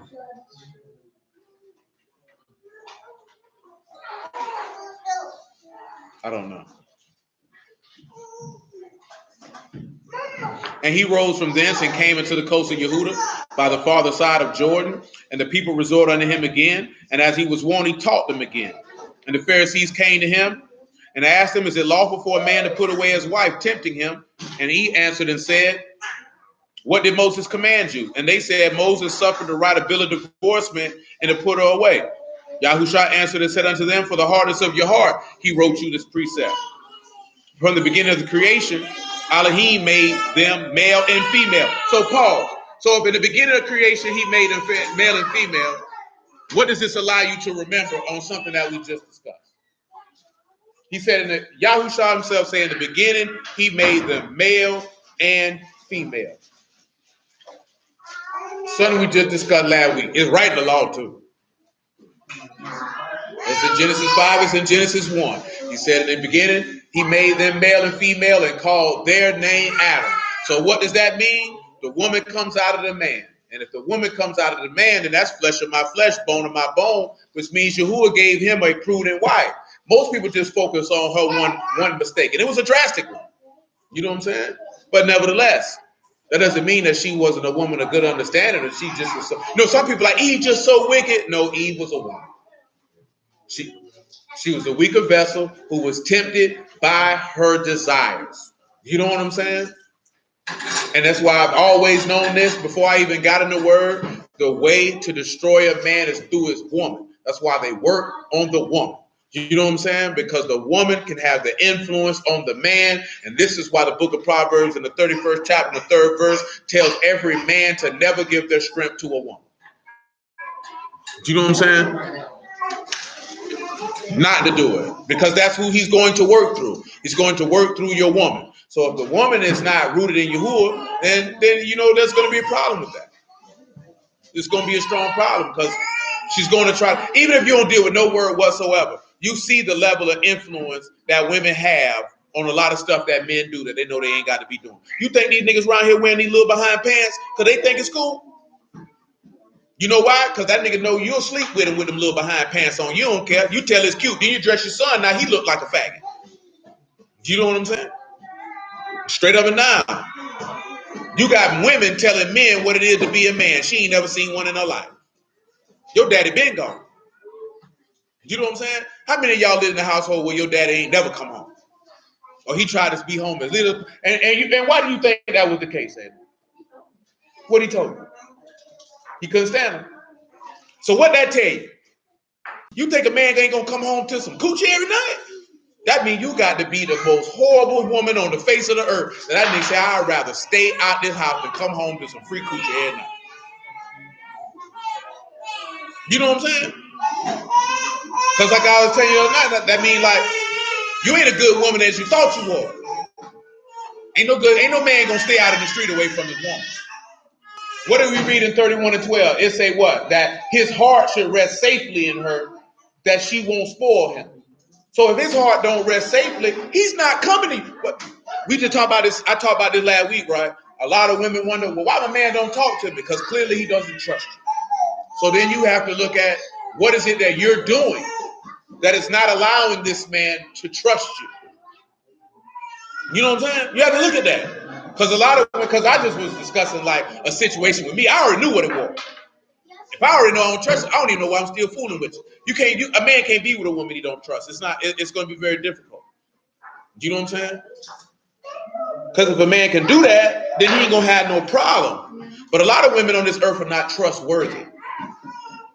You know what I'm saying? They feel like because they open their legs and they do a couple things that you should trust me. Well, for men, it's more than that. You have to show yourself to be a trustworthy individual that I can give my heart to. You know what I'm saying? Which is really the layup. So this is the teachings of the Son, so that I can give my essence to, and you will not destroy me with what I give you. Like you already know, we live in a society where it's always women pushing the man. You need to be more vulnerable with me. Well, what you did to deserve that? You know what I'm saying? What have you done to deserve that level of intimacy? You just feel like because we've been together for a certain amount of time that that's the case, but that's not necessarily the case. Because that's the most precious thing. See, the most precious thing a woman possesses is her vagina. That's the most valuable thing that she has. She can't just give that away. You know what I'm saying? She has to be very discriminatory in who she gives that to. But one of the most precious assets of a man is his heart. And he views his heart a lot more closely than a lot of women view their vagina. Because a lot of women just give their vagina away. You know what I'm saying? Men don't give their heart away. They're not giving that away to anybody. Then it's like, oh, you can get it, baby. You can get it. You can get it. See, men don't do that. So you just trying to get out. Oh, his penis wasn't no good. Like I gave my heart to 15 women. She has to be worthy of it because that's a precious asset. Men ain't necessarily taught that. It's just instinctive because they already know if I give you this, I give you the ability to destroy me. So I must trust you. If I don't trust you, I'm not giving you that. And instead of getting upset, because when I was in this nigga was upset with me. Don't be upset with me. Look at yourself and be like, why I don't trust you? Ask yourself that question. Did you ask yourself that? No, you didn't ask yourself that. Because you had to make it be about you instead of make it be about me instead of being about you and what it is that you're not doing to garner that level of intimacy that you desire. You know what I'm saying? That's a serious conversation, but that's another conversation for another time. A lot of people want to hear that because women are naturally like that. They don't get a heart. They get, you know what I'm saying? They be dating a nigga 3 months, get that nigga turn their whole soul over to him. I love him. I ain't never met a man like him before. And just like that meme you put out, guess what now? You're on your fourth king. Now you're on the king of spades. You already played the glove.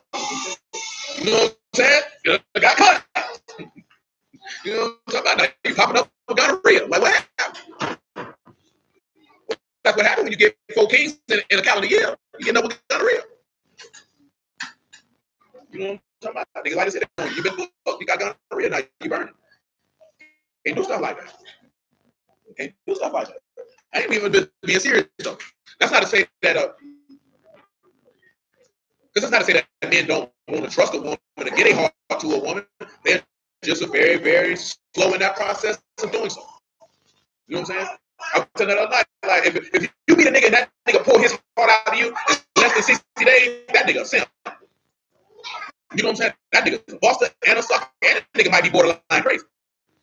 He might do something to you later on down the line when you don't do what he wants you to do. Because the normal man doesn't do that. You know how long it takes to get to know a woman? You know how long it takes to get to know yourself? Get to know another person, and you pour your heart out to them in a year. In 6 months? Come on, man. You set yourself up for failure. It takes years to get to know somebody. It takes years to develop that level of trust. And people be out here just throwing their whole heart. Why you think people be damaged out here? Ran through. Don't let your daughter around here be looking like no roast beef patty. You teach her love herself.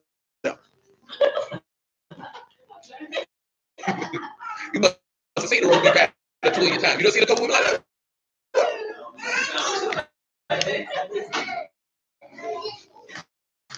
All that is just used up vagina. She done been around the block. Looking like dog food. You want a roast beef sandwich? People like roast beef. I'm not one of them. But verse 7. To a certain extent, look like a sub, kind of loose. No beef flapping everywhere. Labia definitely been damaged. You know what I'm saying? Clit hanging on by a thread.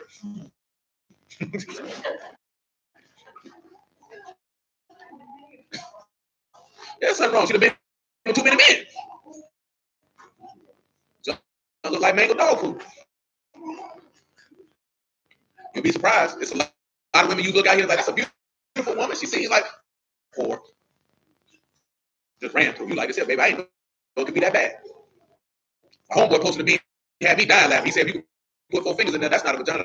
That's a pocket. I said, what is this? Wow. I said, what is this? Wow. But he ain't lied though.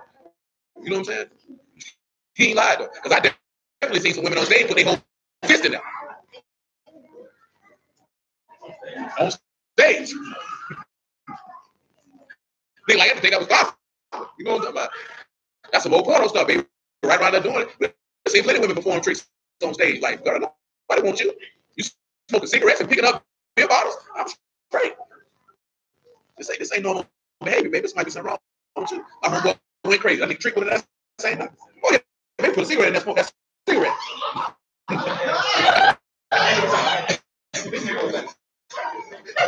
Oh, y'all ain't never heard that quote? Y'all ain't never heard that quote? Oh, y'all ain't been around no real strippers then. Oh, I done seen plenty do that. Yeah, like that new boy, put that tongue on there and contract. That nigga go to pull it. Ooh. I done seen him pick up bottles. All that.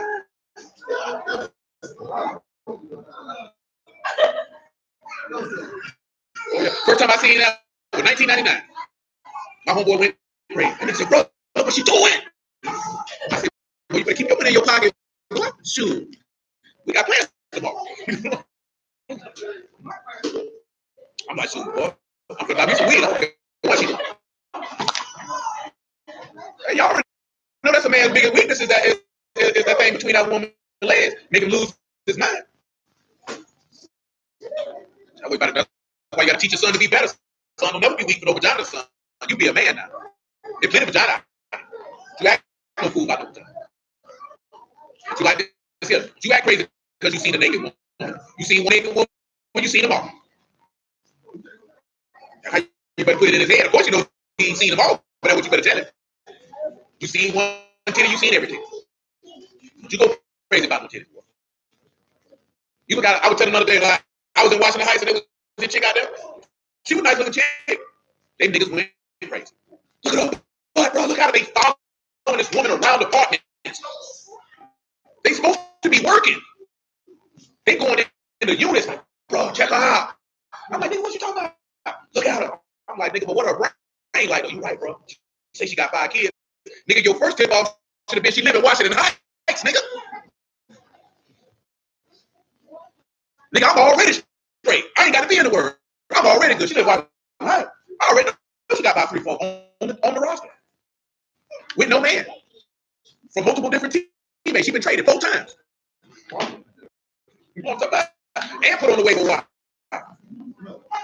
She done started her own 2K my career. You know what I'm talking about? I'm good on that. Okay, how fine she is. That's how she got 5 kids now. Nigga like you.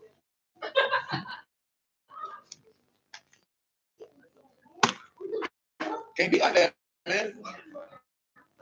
You know women use that to their advantage. Don't be no fool. March out of 10 though, man. He said verse 7, for this cause shall a man cleave to his father and mother and cleave to his wife. And they twain shall be one flesh, so that they are no more twain, but one flesh. What therefore Elohim have joined together, let no man put asunder. That's another reason why y'all got on David's head. Because what he put together, you broke that up. You know what I'm saying? But come on back up. First thing.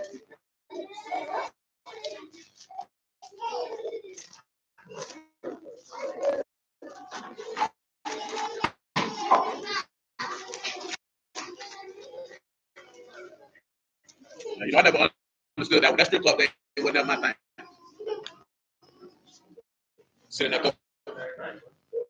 there, throw all your money away. And for what?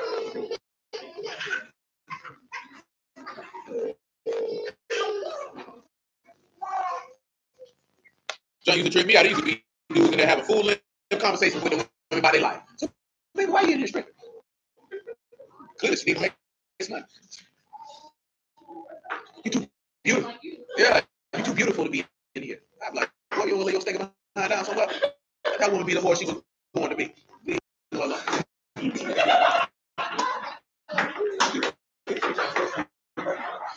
Yeah, he trying to wipe on the low. You trying to wife on her. I'm gonna be when I done sad though, but that's why you gotta watch the daughters. They be stripping. A lot of girls I grew up with was ended up in that on that pole. You know what comes with that pole? Drinking and cocaine. Yeah, drinking and cocaine comes with that pole. Keep out that pole, keep out that life. And Dyke can come with it too. Keep away from that environment. And like I said, they'd be a full-fledged prostitute. It was a chick that the first time we went in that strip club that we knew, and then we see the baby ended up smoking crack, and she died from AIDS, and that was probably within 8-9 years. From I think she was dead by like 08, 07. You know what I'm saying? And don't tell her how long she was stripping, but she definitely ended up smoking rocks and ended up with AIDS, and she out of here. Same way my homegirl Kim started stripping. Next thing you know, they put a bullet in the coochie. But she survived it. Yeah, nigga, don't she answer, don't she shout. You know what I'm saying? They told her she never had a baby. She had a baby, and then she died maybe like, I don't know what she died from, maybe like 3-4 years after that. Because I was in prison when she died. So I'm trying to tell you though, them sins catch up with you. Them sins catch up with you. Because she had a nickname. Her stage name was what they described her genitalia area to be. And I'm like, shoot, that's a heck of a name. They called her man.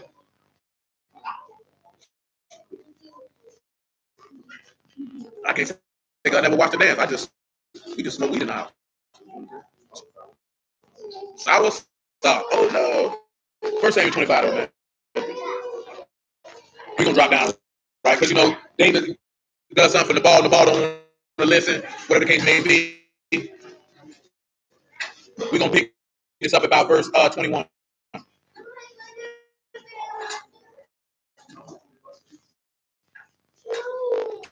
Now David had said, surely in vain have I kept all that this fellow have in the wilderness, so that nothing was missed of all that pertained unto him. So he have requited me evil for good. So more also do Elohim unto the enemies of David, if I leave all that pertained to him by the morning light, any that piss against the wall. When Abigail saw David, she hasted and lighted off the ass and fell before David on her face and bowed herself to the ground. And fell at his feet and said, upon me, my Lord, upon me let this iniquity be, and let your handmaid, I pray you, speak in your audience and hear the words of your handmaid. Now we're going to deal with the word handmaid. The word for handmaid is ma. It also means handmaid. It also can figuratively regard to humility. You have an aleph, a meme, and a hey. You may proceed. Aleph, meme, and hey. This is the word for handmaid.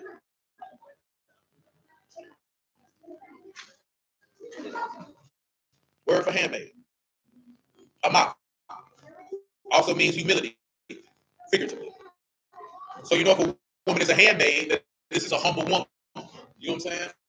And this is how she's approaching David.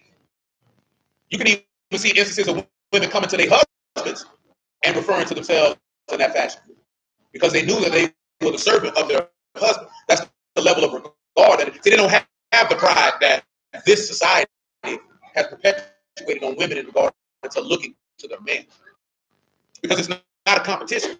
Why would a man want to compete with his woman? I can see why a woman would want to compete with a man when you're being told that men are oppressing you.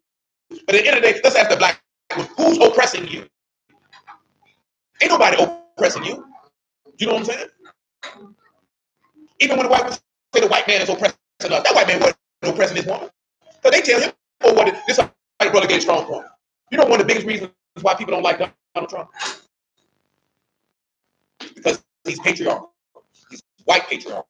And you know, when you're patriarchal, you know the one thing that you are, you're unapologetic. You know what I'm saying? This is what we doing. This is what you're going to do. And that's what it is. Because I know what's best. And when people hear that, that triggers them because you're not used to that. That type of man has been phased out in American culture. Why you say phased out? What's the word I really want to marginalized is the word that would be more appropriate. Unapologetic masculine man has been more. Like we were talking about, that's why they didn't like LeVar Ball, because he was unapologetically. Like it's like, they say, why don't you let your son live his life. But number one, my son's only 19.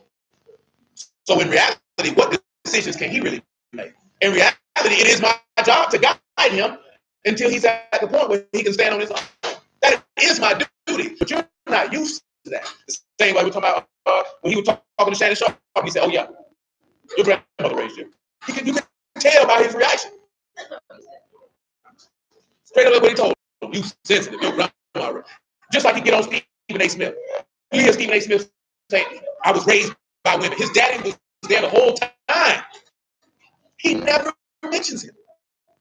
It's not like his daddy. If I was his daddy, I would push that nigga hairline even further back. You gonna stop disrespecting me? You gonna bitch? How would you gonna feel if your children got on TV every day and talk about your wife, but never mention you? You was there the whole time. How would you feel about it tomorrow? Like I said, no, I was raised by my mom and my aunties. Well, nigga. Well, what about me? You gonna disrespect me like that? As if I wasn't there. So you mean to tell me so? I didn't teach you how to ride that bicycle, how to shoot that gun. So I wasn't never there to wipe your butt. I wasn't there when you sat on the nigga. I was there. I ain't never. So we never rode to get a haircut. That's what you tell me. You know what I'm talking about? You know what I'm saying? How do you feel if your son did you like that? I hope my mommy.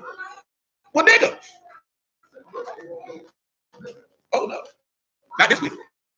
He took a week off. I took me one too. How do you feel if little Dale did you like that? You got no matching outfits with it. Then that nigga turn around and say, "My mom and my auntie took care of me."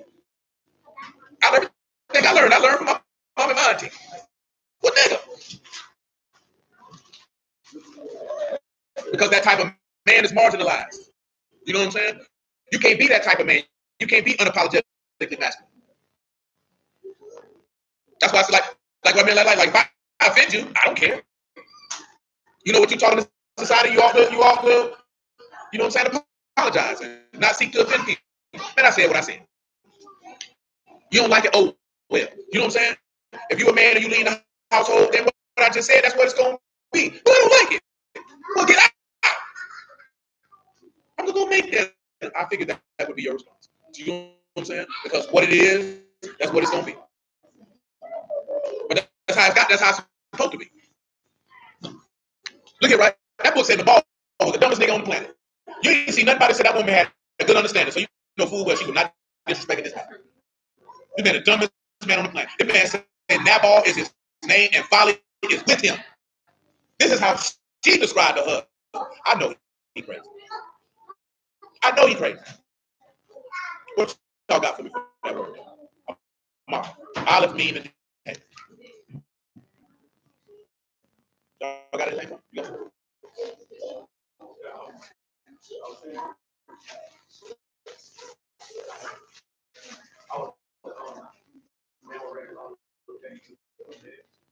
Pay to the head. You got something? Anybody else think you got something? No. Olive mean and hey. Olive mean is Amar. Olive mean and hey.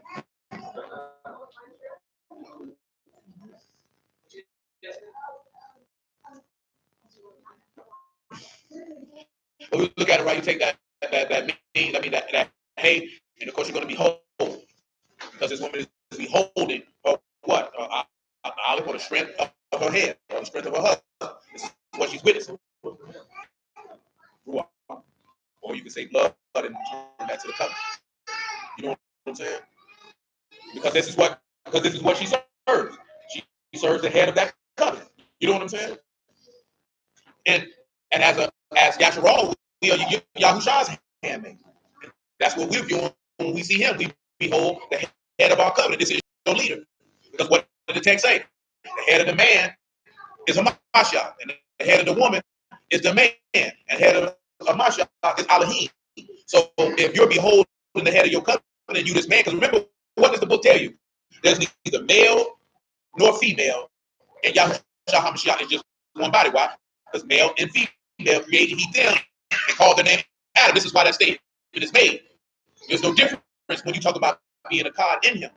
So you see that and you understand that, and that man looks upon him in that figurative sense of us as a whole being his bride. Now you're willing to serve him You're willing to, and this is what allows you to be that virtuous woman, if you will, or that strong woman, meaning his bride or his body or his people. You know what I'm saying? And that's why we get twisted on, like we were talking about the other day. Like, everybody, we need a community, but you need a body. Because you can have communities in different places. But if you're a body of Mashiach, everyone is connected to one another. Regardless if they live in Jacksonville, Florida, or in the Netherlands, or in Los Angeles, or in Chicago, or in Antigua, or in Africa. You know what I'm saying? You're not going to look at them no different. Because you will be able to tell by the fruit of their deeds that they're in the body, so you know that this is your kinfolk. Because he said, who was my father? I mean, who was my mother? Who was my sister? Who was my brother? Those that do the will of Elohim.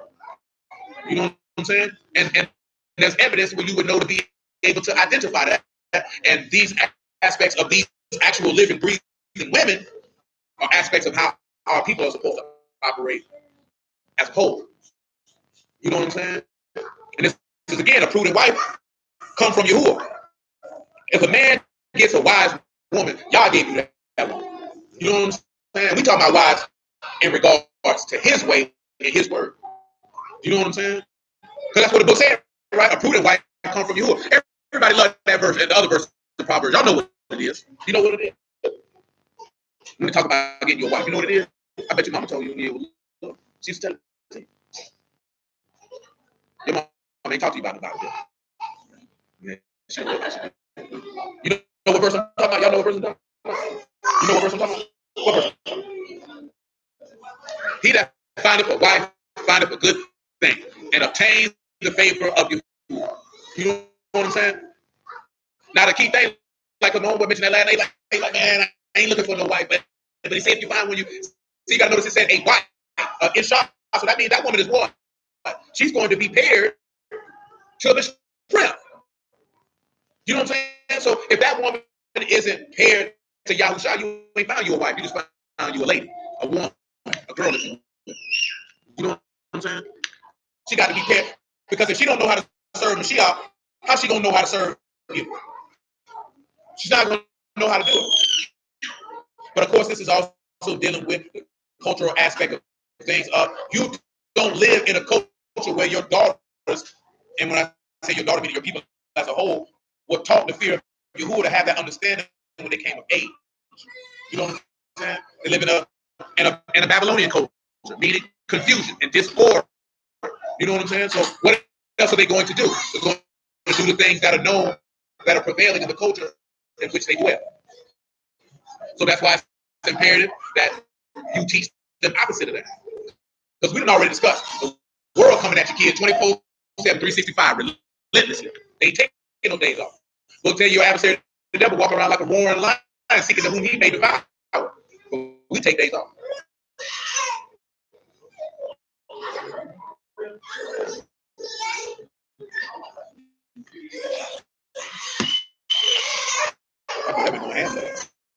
Verse 25, verse 24, 25.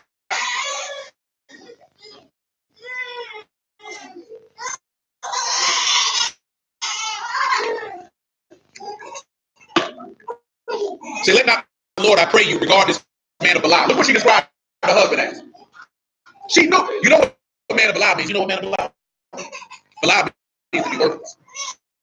So if you see in the text that say man of Belial, that means a man of the devil. That's a son of the devil. This is what she just said. This man is of the devil. He say, even the ball, as his name is, so is he. The ball is his name, and folly is with it.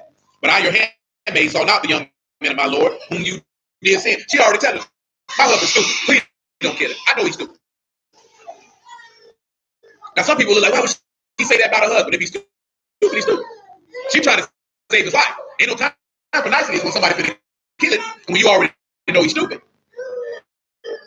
See, now some men would not like to hear the fact that your wife was like, oh yeah, my husband's foolish. Nabal is his name and folly is with him.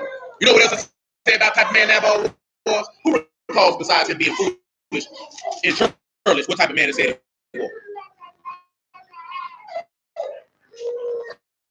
I'm trying to find the verse where it stated that. Well, I can't recall it, but it said that you couldn't tell Nabal nothing. Now, when it stated about you couldn't tell Nabal nothing, that's not necessarily a woman trying to tell him something, but he wouldn't listen to anyone because of his pride. Because he's a fool. How many people y'all know you knew that they were fools and they never listened? You couldn't tell them nothing.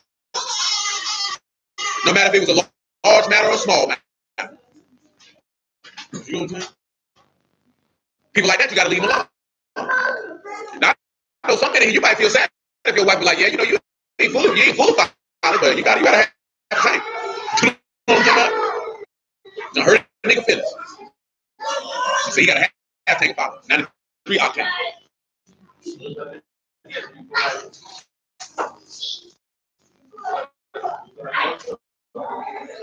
And now I will say some women might feel like their husband full of folly because that man don't let them do what they want to do. Some women say they man full of folly because the nigga is. You know what I'm saying? But the last thing you want to do is be like, my husband's full of folly. They like to say, well, that's how I feel for you. But I don't think I love you. That's ugly. That's ugly. Continue. Verse 26. Now therefore, my Lord, as you who live and as your soul lives, seeing you who are withholding you from coming to shed blood and from avenging yourself with your own hand, now let your enemies and they that seek my Lord to my Lord be as Nabal. She started prophesying. We done dealt with this before. She said she want his enemies to be fools like Nabal. Now this blessing which your handmaid have brought unto my Lord, let it even be given unto the young men that follow my Lord. I pray you forgive the trespass of your handmaid, for Yahuwah will certainly make my Lord a sure house, because Yahuwah fight the battle, because he fight my Lord fight the battles of Yahuwah, and evil have not been found in you all your days. Yet the man is risen to pursue you and to seek your soul, but the soul of my Lord shall be bound in the bundle of life with Yahuwah Elohim, and the souls of your enemies, them shall be sling out as out of the middle of a sling. And it shall come to pass when you have done to my Lord according to all the good that he has spoken concerning you, appointed you rule over Yasharal, that there shall be no grief unto you, nor offense of heart unto my Lord, or either that you have shed blood causelessly, or that my Lord have avenged himself. But when you who shall dealt with my Lord, then remember your handmaid. David said to Abigail, Baruch be Yahuwah Elohim of Yasharal, which sent you this day to meet me. Baruch be your advice. Baruch be you, which have kept me this day from coming to shed blood and from avenging myself at my own hand.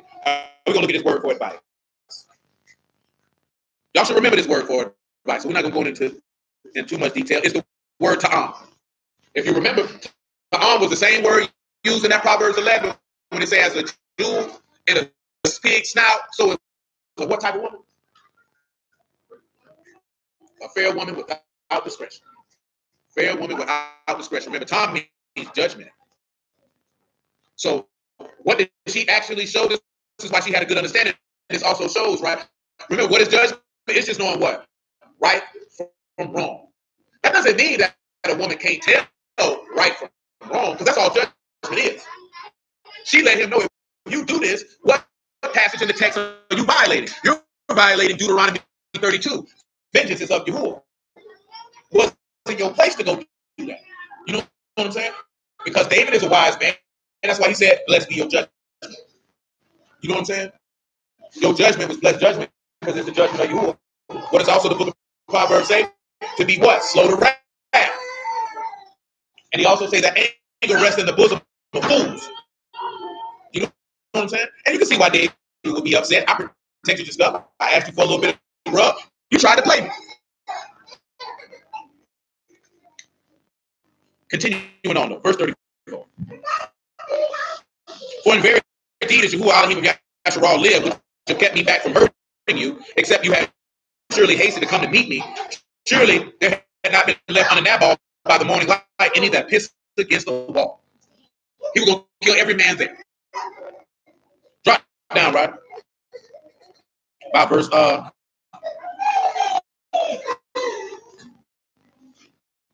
40. Y'all know how Nabal died, right? Who recalls how Nabal died? He did. How many days did it take for him to die? 10 days. He heard what she had to say in his heart, got still a stone, and he died 10 days slave. Why did she not tell him immediately? He was in that sin, having a good time. She said, I ain't gonna ruin his eating. I'll tell him in the moment. And that's what she did. She told him in the moment. And he pretty much died in the moment. He said, when the servants of David would come to Abigail to Carmel, they spake unto her, saying, David sent us unto you to take you to him to wife. And she arose because they had already sat down and communed. I think it's about in verse 39 about getting married. And she arose and bowed herself on her face to the earth and said, Behold, let your handmaid be a servant to wash the feet of the servants of my Lord. Now, let's go back to the book of Ruth, because she just said that she was willing to do what? Wash the feet of David's servants. Let's look and see. Did Ruth wash the feet? Now I want y'all to see this word right here. Hold on, I missed verse 41. I need to get the word that I have. Before we go back.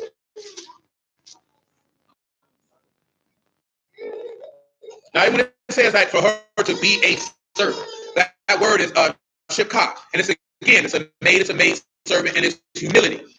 You have a Sean, you have a pay, you have a cot, you have a hay.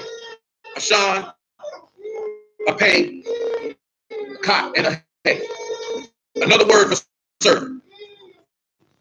Now, remember this woman say she willing to wash feet. How many of you women are willing to wash feet of someone other than your husband that did the work of the Lord? You'll wash somebody's feet? You don't even wash your own feet. You hear me talking to you? You, the one with the Lord's head in the room.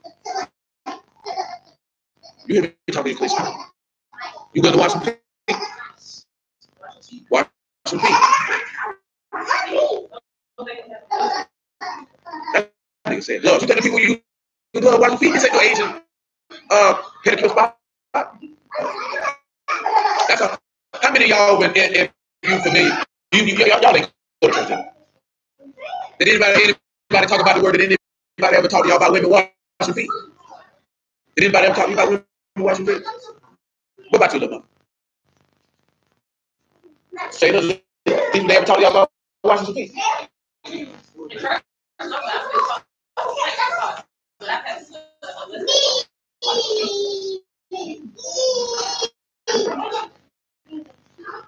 Watch it in what we go. This nigga.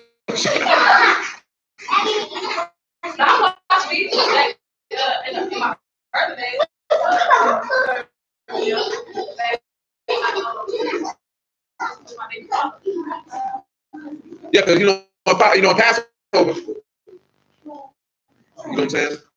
The men usually wash each other's feet. The women usually, you add the women in, but they weren't there when that went down.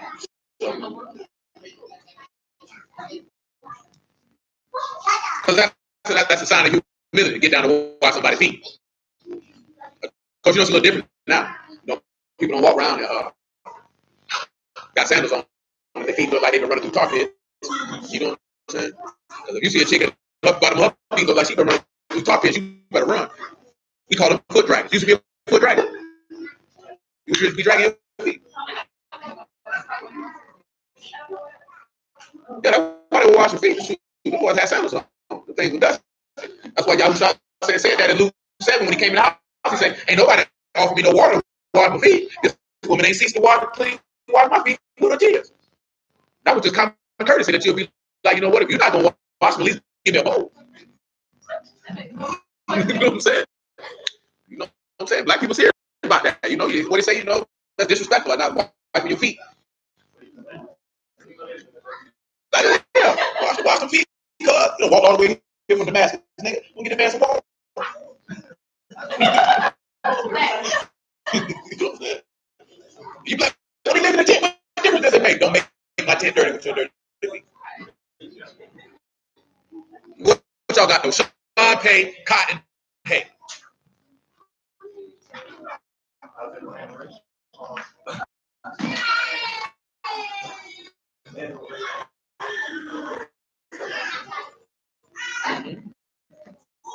Anybody else. We can deal with that.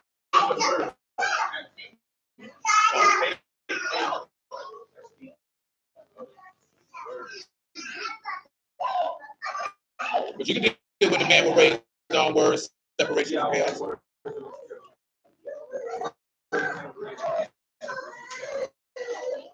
But no, ain't no mean. Well, you can say, yeah, we can say that it's all chaos nonetheless.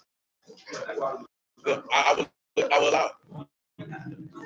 Because consumption is definitely because of chaos. You got a lot going on. No, it's apropos. Because when you become a servant of Yahuwah, should not chaos be separated from you by his word? What did we just read? He said it's the ruach that quick and the flesh profit nothing. What does all the flesh bring but consumption and chaos? That's all it brings. You know what I'm saying? The flesh don't bring no peace. The flesh don't bring no ruach hakodesh. Don't bring none of that. It bring everybody here know by going by your flesh that bring nothing but chaos. How many of y'all ain't had disorder, had order when you went with your flesh? Don't worry, I'll wait. You know what I'm saying? It never happened. Anyway, in this text, when is anybody, David was going to make a decision according to the ruach of flesh with Abigail. That was flesh. What? You know what I'm saying? Because if he would have remembered the word, because what did he say? Blessed be your judgment. Because I was about to sin against Yahuwah and avenge my own self. That's what he said. He already knew it wrong, but he went by how he felt. Oh, this nigga ain't gonna do what? Oh, I'm finna kill him. You know what I'm saying? I'm finna kill him. That's why he never make decisions according to his flesh is the reason why he had a sword in his father's house, which is the reason to get a prophecy of Yahushua, why he had to die in the fashion that he had to die. You know what I'm talking about? That's why I told y'all before, but a lot of brothers who get killed, they could very well be in the house of David. That man didn't say when that curse would stop. You know what I'm saying? You hear about people like all the kids and all the sons got killed. He could be from the house of David for all you know. That's more in that household, but you know what I'm talking about? Chopping. Because somebody got to pay that recompense. You know what I'm saying? Somebody got to pay it. Not to say that's still going, but I can't say that it's not. You know what I'm saying?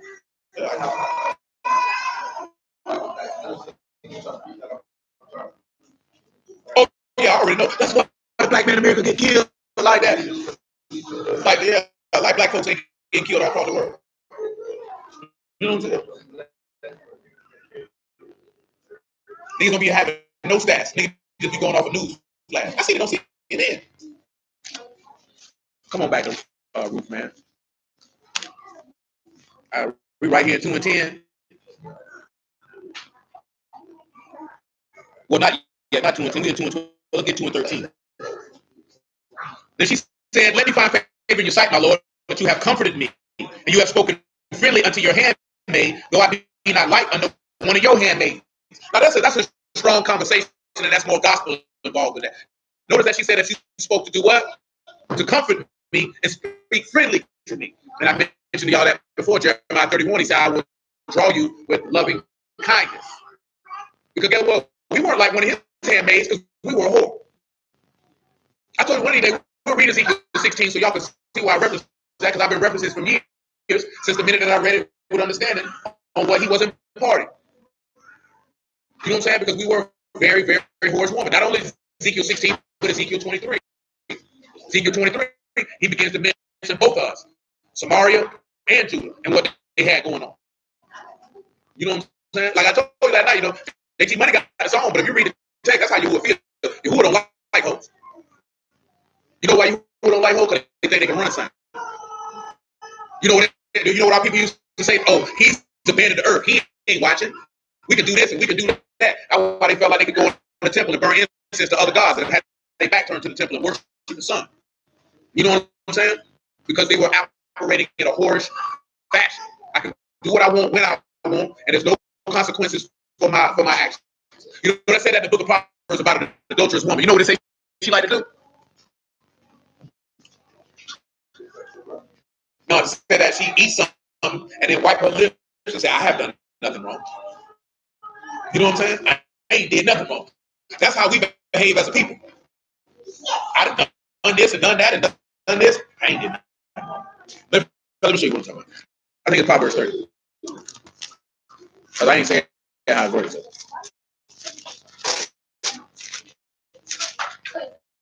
See, some people look at it and be like, oh, he doesn't like women. Oh, he loves women. He just don't like hoes.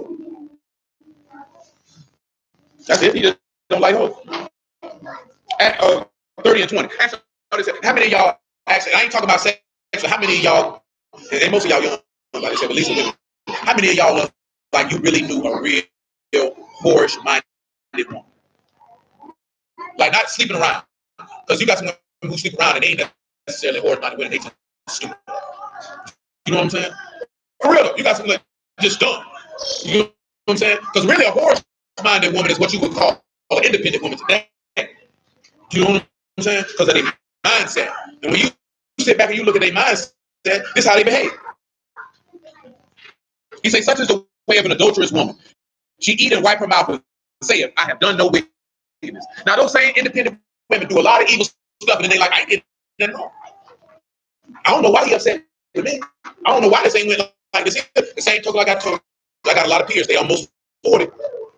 They got 3, 4 kids from 2, 3, 4 different men with no man, and it ain't nobody's fault. I ain't did nothing wrong. But yes, you have done something wrong. You played the whore. And you played the whore in the regard because you refused to submit to your husband. This is how you play the whore. When you refuse to submit to your husband. You know what I'm talking about? You think a woman who submits to her husband could ever be accused of playing the whore? How could a woman who submits to her husband be accused of such a thing? That's impossible. You can be accused of playing the whore and never commit adultery on your husband because you refuse to submit, because you're going to be proud and you're not going to be ashamed of nothing that you do, which is what you see with this woman. I ain't did no wickedness. You ain't did no wickedness. Well, what is this evidence for here? That's how our people be acting now as a whole. Like we ain't doing no wickedness or turning our head from wickedness when we see it. Right?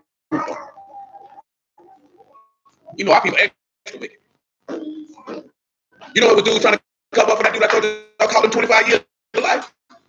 Oh, that brother's an upright brother. That nigga's a perp. But before that nigga touched all them kids, he probably would have touched another time. Ain't no problem.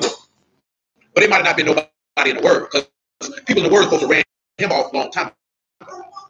That man had been ran off from 4 different congregations for sleeping with other men's wives. I imagine that's very embarrassing. No, she used to say that it's embarrassing when your kids have different fathers and you have to explain to them that mama was a whore. You know, a lot of women don't want to have that conversation. How many of y'all mamas ever looked y'all in the face and told you they was a whore? What you say?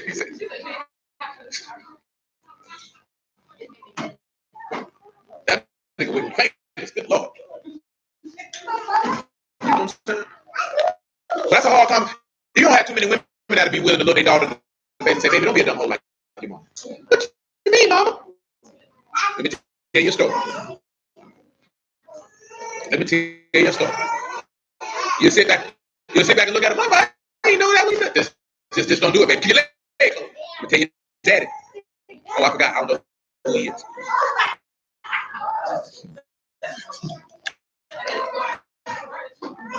I'm not picking you up. Not right now. Go sit down, please. Come on. Just take it. Let that work. Where we at, right? By verse 15. I don't need verse 15. Let me see if I need any of these. Pick up to verse 18. I want to at least get chapter 3 in. And the tail end of Proverbs 31 and we get out. She took it up and went into the city. Her mother-in-law saw that what she had gleaned. And she brought forth and gave to her that she had reserved after she was sufficed. Her mother-in-law said unto her, why have you gleaned today? And where wrought you? Baruch be he that take knowledge of you. And she showed her mother-in-law whom she had wrought, and the man's name with whom I wrought today is Boaz. Naomi said unto her daughter-in-law, Baruch be he of Yahuwah, who have not left off his kindness to the living and to the dead. Naomi said unto her, this man is near kin unto us, and one of our next kin. So now, as we begin to pull into chapter 3 of the book of Ruth, we begin to know that who know what Naomi told Ruth to do to be able to get Boaz to choose her as his wife. Lay at his feet. Now, what does it usually symbolize when somebody is at someone's feet? Reverence, worship, or teaching. Because you say you sat at someone's feet. Remember, tell you that with Paul, he sat at the feet of Gamaliel. But it's also basically what a sign of humility. Do you know what I'm saying? Nevertheless, we pick it up about verse 3 and about maybe 7. It said, when Boaz had eaten and drunk and his heart was merry, he went to lay down at the end of the heap of corn. He came softly and uncovered his feet and laid her down. It came to pass at midnight that the man was afraid and turned himself, and behold, a woman lay at his feet. He said, who are you? And she answered, I am Ruth, your handmaid. Spread therefore your skirt over your handmaid, for you are a near kinsman. Now, when she asked for him to spread the skirt, the word is kanaf. Y'all remember what the word kanaf means? It means skirt, wing, or extremity. So when she's asking, this is probably where dudes get the concept of a man being a woman's cover. Because if she's asking for him to spread her skirt, his skirt over her handmaid, what is she really asking him to do on the spiritual level? If we're dealing with a Mashal and a new covenant, to be one with him, she's asking for the Ruach HaKodesh. What does he tell you in Revelation 16 and 15? Blessed is he that watch and keep his garment, lest they find you naked and see your shame. Because if you're not covered with the Ruach HaKodesh, then guess what? You scarred. That means you ain't no handmaid. You ain't no handmaid. You ain't got no husband. That's an ugly deal. That's why a lot of brews teach women that they have to be married in order to be saved.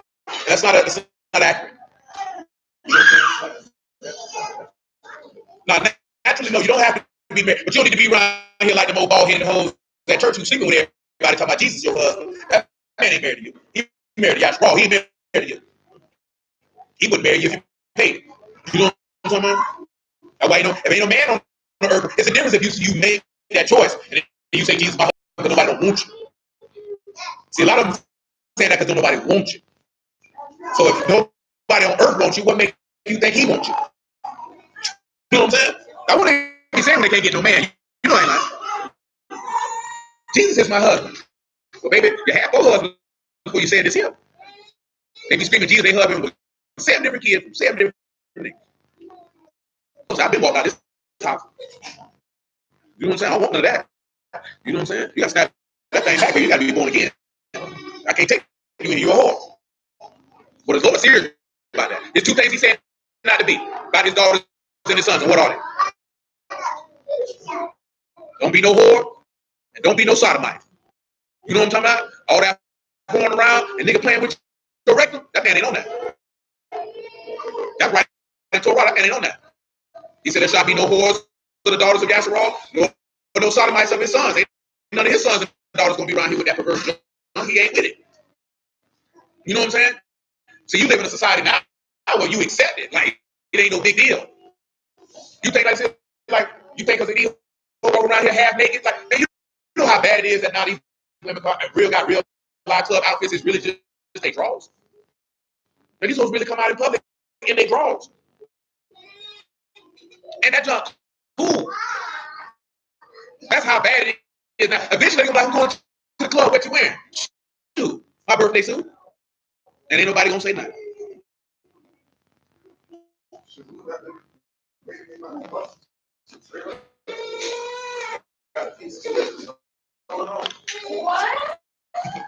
I put the boxer briefs on. Things I hear with sheer clothes on. Nothing but drawers. Rips and holes in your skirts and all the junk niggas seeing bare booty cheek. And you talking about you can get you a man. Nigga, please. Nobody don't want that. Baby, everybody done seen that booty. Nobody want that. But guess what? It's always going to be a dude who's going to take her. See, a lot of women already know it's a simp line up. She got a whole roster of simps she can choose from. That's going to tolerate her foolishness. So she doesn't have a motivation to change. Why change if it's somebody who's going to allow it? That's why people go from church to church or religion to religion. Why change my behavior if it's somewhere that's going to allow it? You know what I'm saying? If you're going to let me do it, I'm going to do it. But if this woman know that every man she come across holds that same status, she ain't got nowhere to go. She going to have to change or be a lesbian or be alone. And that's why as a man, it's just not worth fighting to force a woman to do something that she doesn't want to do. You know what? It's okay. That's simple over there. That's the man for you. Go on about your business. You know what I'm saying? Because you ain't going to do all that. Oh, you don't want to serve me? Very well. What did we read last night, right? Referencing Chronicles. You have to do it with a willing mind or a kafas. You have to delight and take pleasure in your service. If you don't take pleasure and delight in doing it, then Yahuwah's not going to accept it. So when you sit back and you look at it and you see the things that say a virtuous woman does, she delights and take pleasure in cleaning her house, cooking for her family, nurturing her children, being a rest and support for her husband. Because if you're doing it just to do it, you're going to hell because Yahuwah's not going to accept it. You know what I'm saying? If he say this is your job, and the woman guide the house and do this and do that, and then you don't do, you do it because, oh, I have to do it. Yahuwah's not going to accept it. He don't want nobody to do anything that they don't delight to do from their heart. That's anything. If you to keep the Sabbath, oh, I got to keep the Sabbath because if it's not right for you, you're going to go to hell. Because, again, that's what got Cain in trouble. Didn't Cain bring an offering? But Cain didn't do it from the heart. He didn't take pleasure in that offering. And that's why you were rejected. He's not taking nothing from nobody who don't do it from the heart, meaning that they take pleasure in what they do. If you don't take pleasure in it, and that goes if you take pleasure in it and you delight in it, that's the joy of Yahuwah, which is your strength, what keeps you going and doing it because you have such a light and participating in that endeavor. If you don't delight to do it, what's the point? See, this ain't like school where you can do the bare minimum and just get by and think you're going to slide in the kingdom. He only wants people in there who is they delight to do it. Remember, it said it pleased Yahuwah to bruise Yahushua. Yahushua was pleased to get up there and die. He delighted in that labor. It wasn't, oh, I got to die. I don't really want to do it. I don't want to get up here and do this. But I got to do it because he told me to. Oh, you might as well just go ahead and get ready for hell, baby. That's what you know what I'm saying?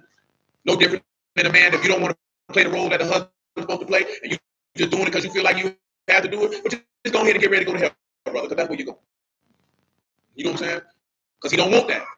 He wants delight, servants that take delight in executing his will. And if you don't take delight in it, what can he do with you? How would y'all feel? Would that engender much goodwill to you if your wife didn't delight in doing anything you asked for? Would that make you like, you know what? I'm going to extend this free gift that she hasn't even required.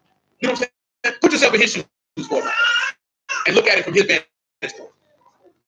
You have something to extend to someone who doesn't take delight in executing your will. So it's only one or two things you would do. What you think one of those two things? Oh, you would do if this person doesn't take delight in executing your will.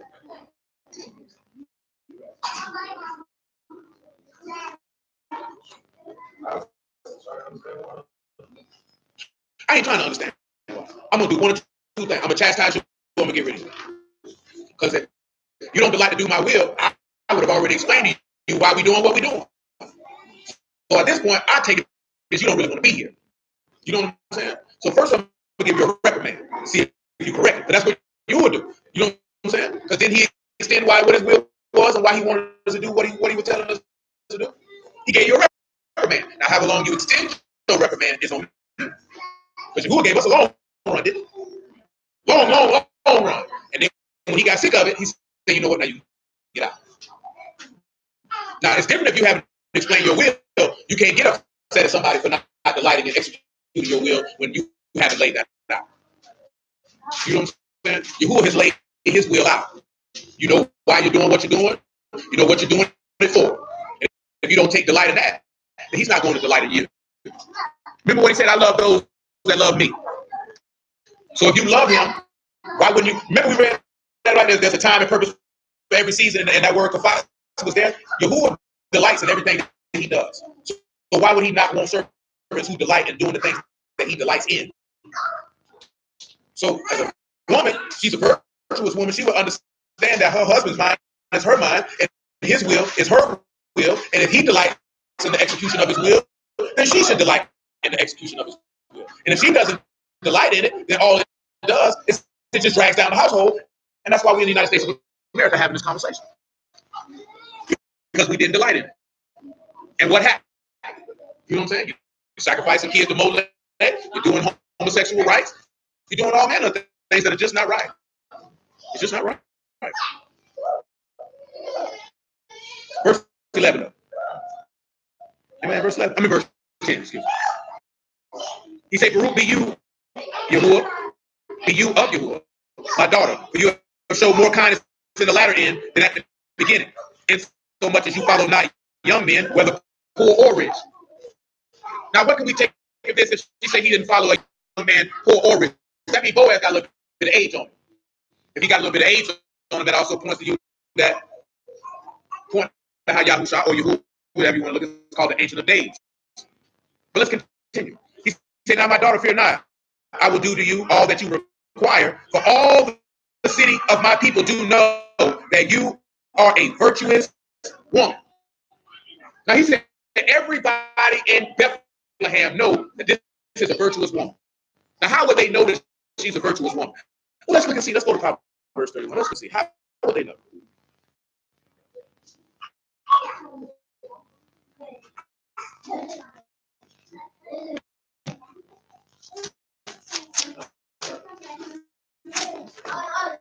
What's up, little buddy? Finish with your rant?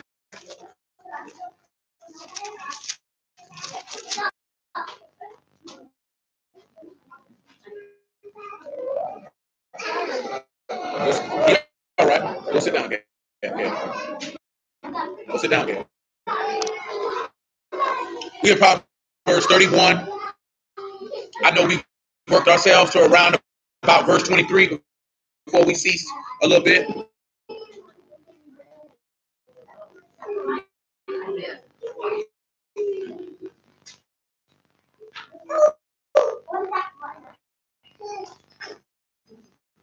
Proverbs 31 and 23. Her husband is known in the gates when he sit among the elders of the land. She make fine linen and sell it and deliver girdles unto the merchant. Now we kind of already discussed, right? You seen that Ruth was doing work in the field. She was a very humble woman. Based off her actions, you've seen in the text of some of the stuff we look at the top half of it, that you can see that this is a strong woman. This is why when he looked at her, he said, oh yeah, I definitely marry you. He said, everybody in the city knows this. Everybody knows this. This is an instance where you have to sit back and look at, but somebody look at you and say, that is a virtuous woman. Not your friends told you that, but everybody who sees you operate and say, that is a virtuous woman. Who knows the word? Not just regular people. Because you know all types of women say, that was Proverbs 31 woman you look lying for. You ain't no Proverbs 31 woman. What makes a woman a Proverbs 31 woman above all things? Her fear of Yahuwah.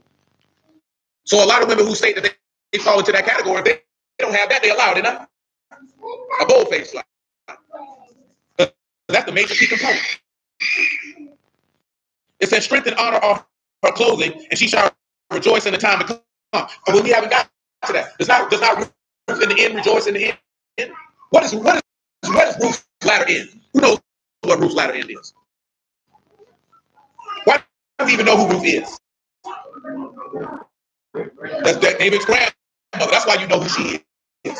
You know what I'm saying? Because she's included into that. But notice it said, we talk about this as well. Strength and honor is a clothing. So the joy and the trust in Yahuwah, that's what clothes her. And what does that clothe her? Like I said in Job 29, he put on righteousness like a robe. She covered herself in the Ruach Elohim, or that skirt that he covered her with. She says she opened her mouth with wisdom, and in her tongue is the Torah of kindness. Now, we talked about that kindness part a little bit last night. She looked well to the ways of her household, and she eat not the bread of idleness. When we look at she looks well, it's a fire. It's to keep watch, to watch closely and observe. It's sod, pay, and hate. So if it says that a woman watches closely to her household, that means she knows everything that is going on in the place of which she is over. That means there's nothing that can occur in that house that she doesn't know.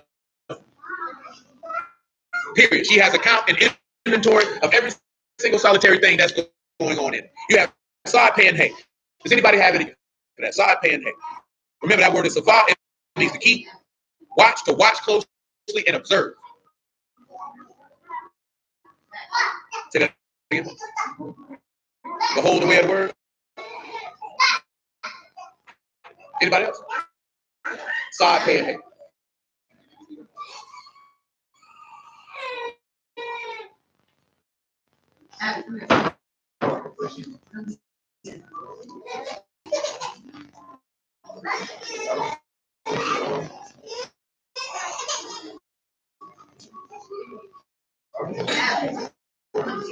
She speak the words of the song.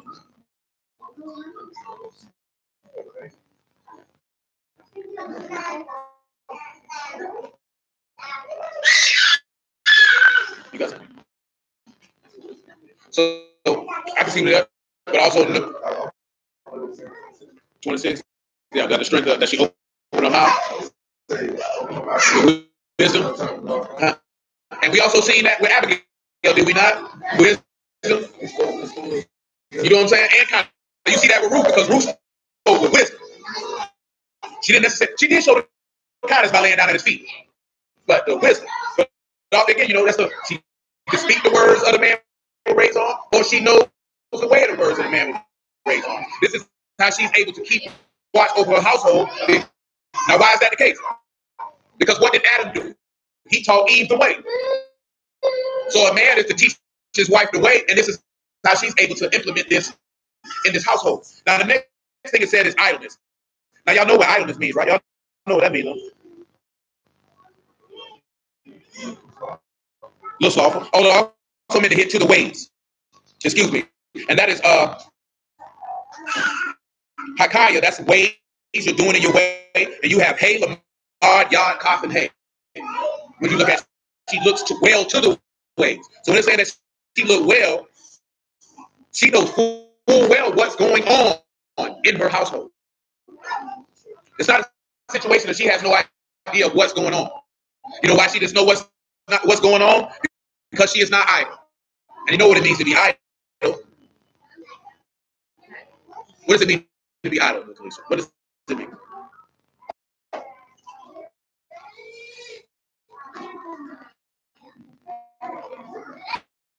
You know what the word idle means to be idle? Just anything, period. What does it mean to be idle? No, not idle. Like an idle, but idleness. Like somebody say, I'm sitting idly by, or I have idle time. Yeah, that would be definition of sluggishness or laziness. You're lazy. How many of y'all feel like you're lazy? Let's go back to women in this song. You can't be a virtuous woman and be lazy. Those two things don't go together.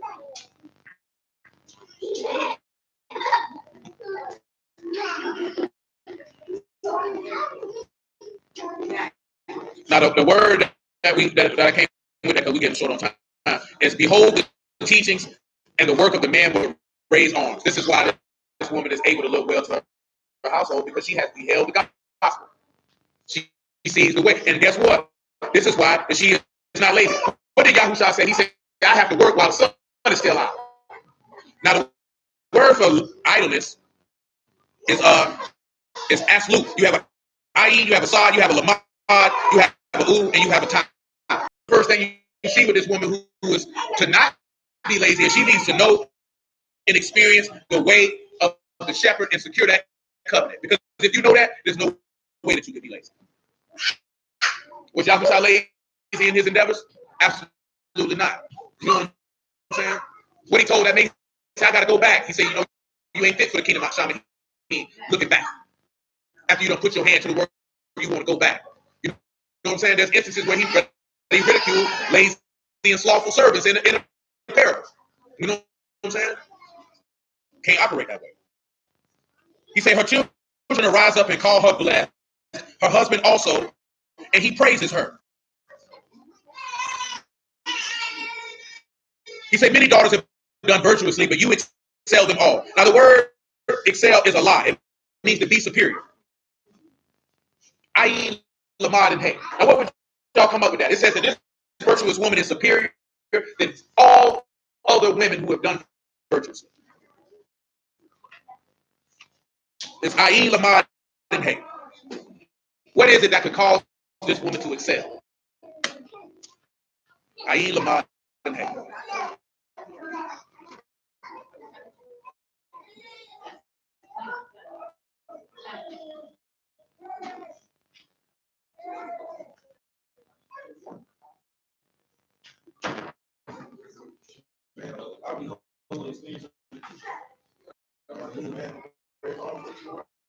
Yeah, pretty much.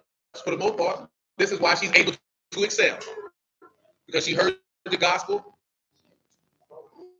and like I said, like what I said, what it was, I don't swipe it off. I ain't Lamar and Hay, so she knows and has experienced the shepherd's teaching.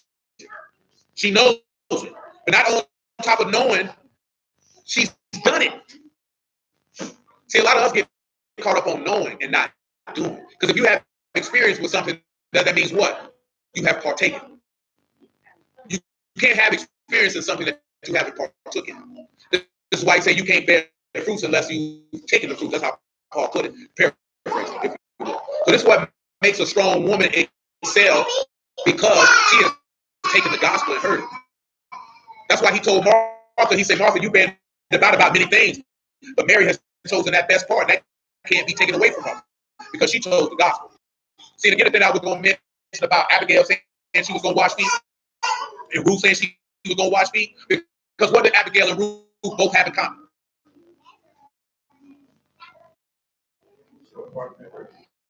Not just period. They story have one thing in common. They have a few things in common, but they have something in common in regards to their husbands.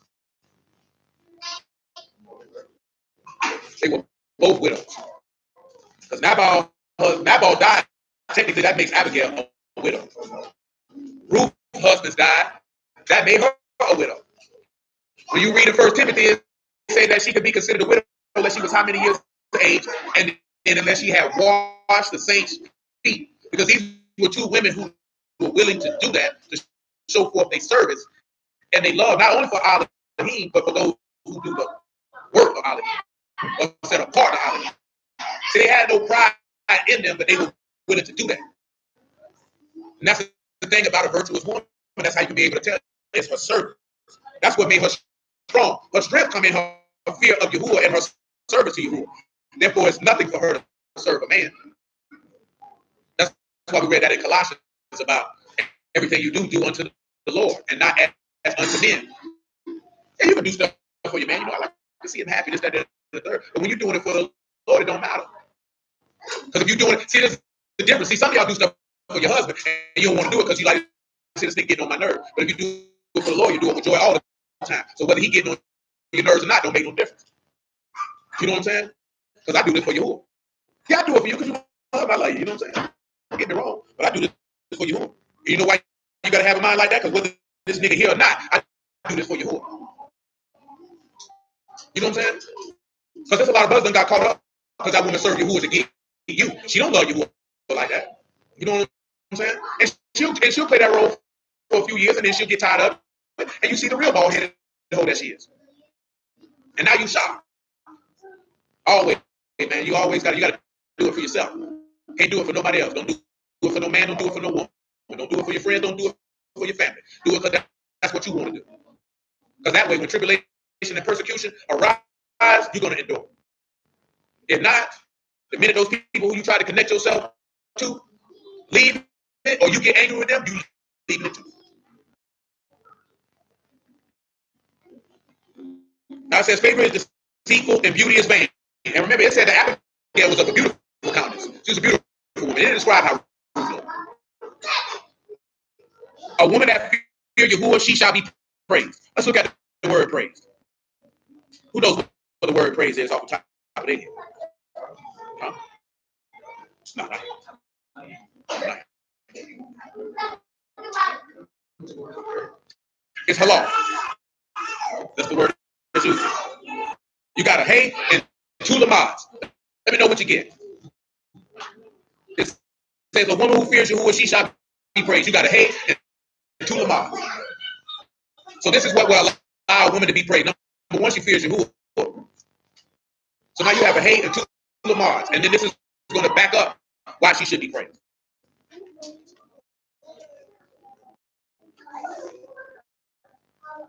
Hey and two lamaz.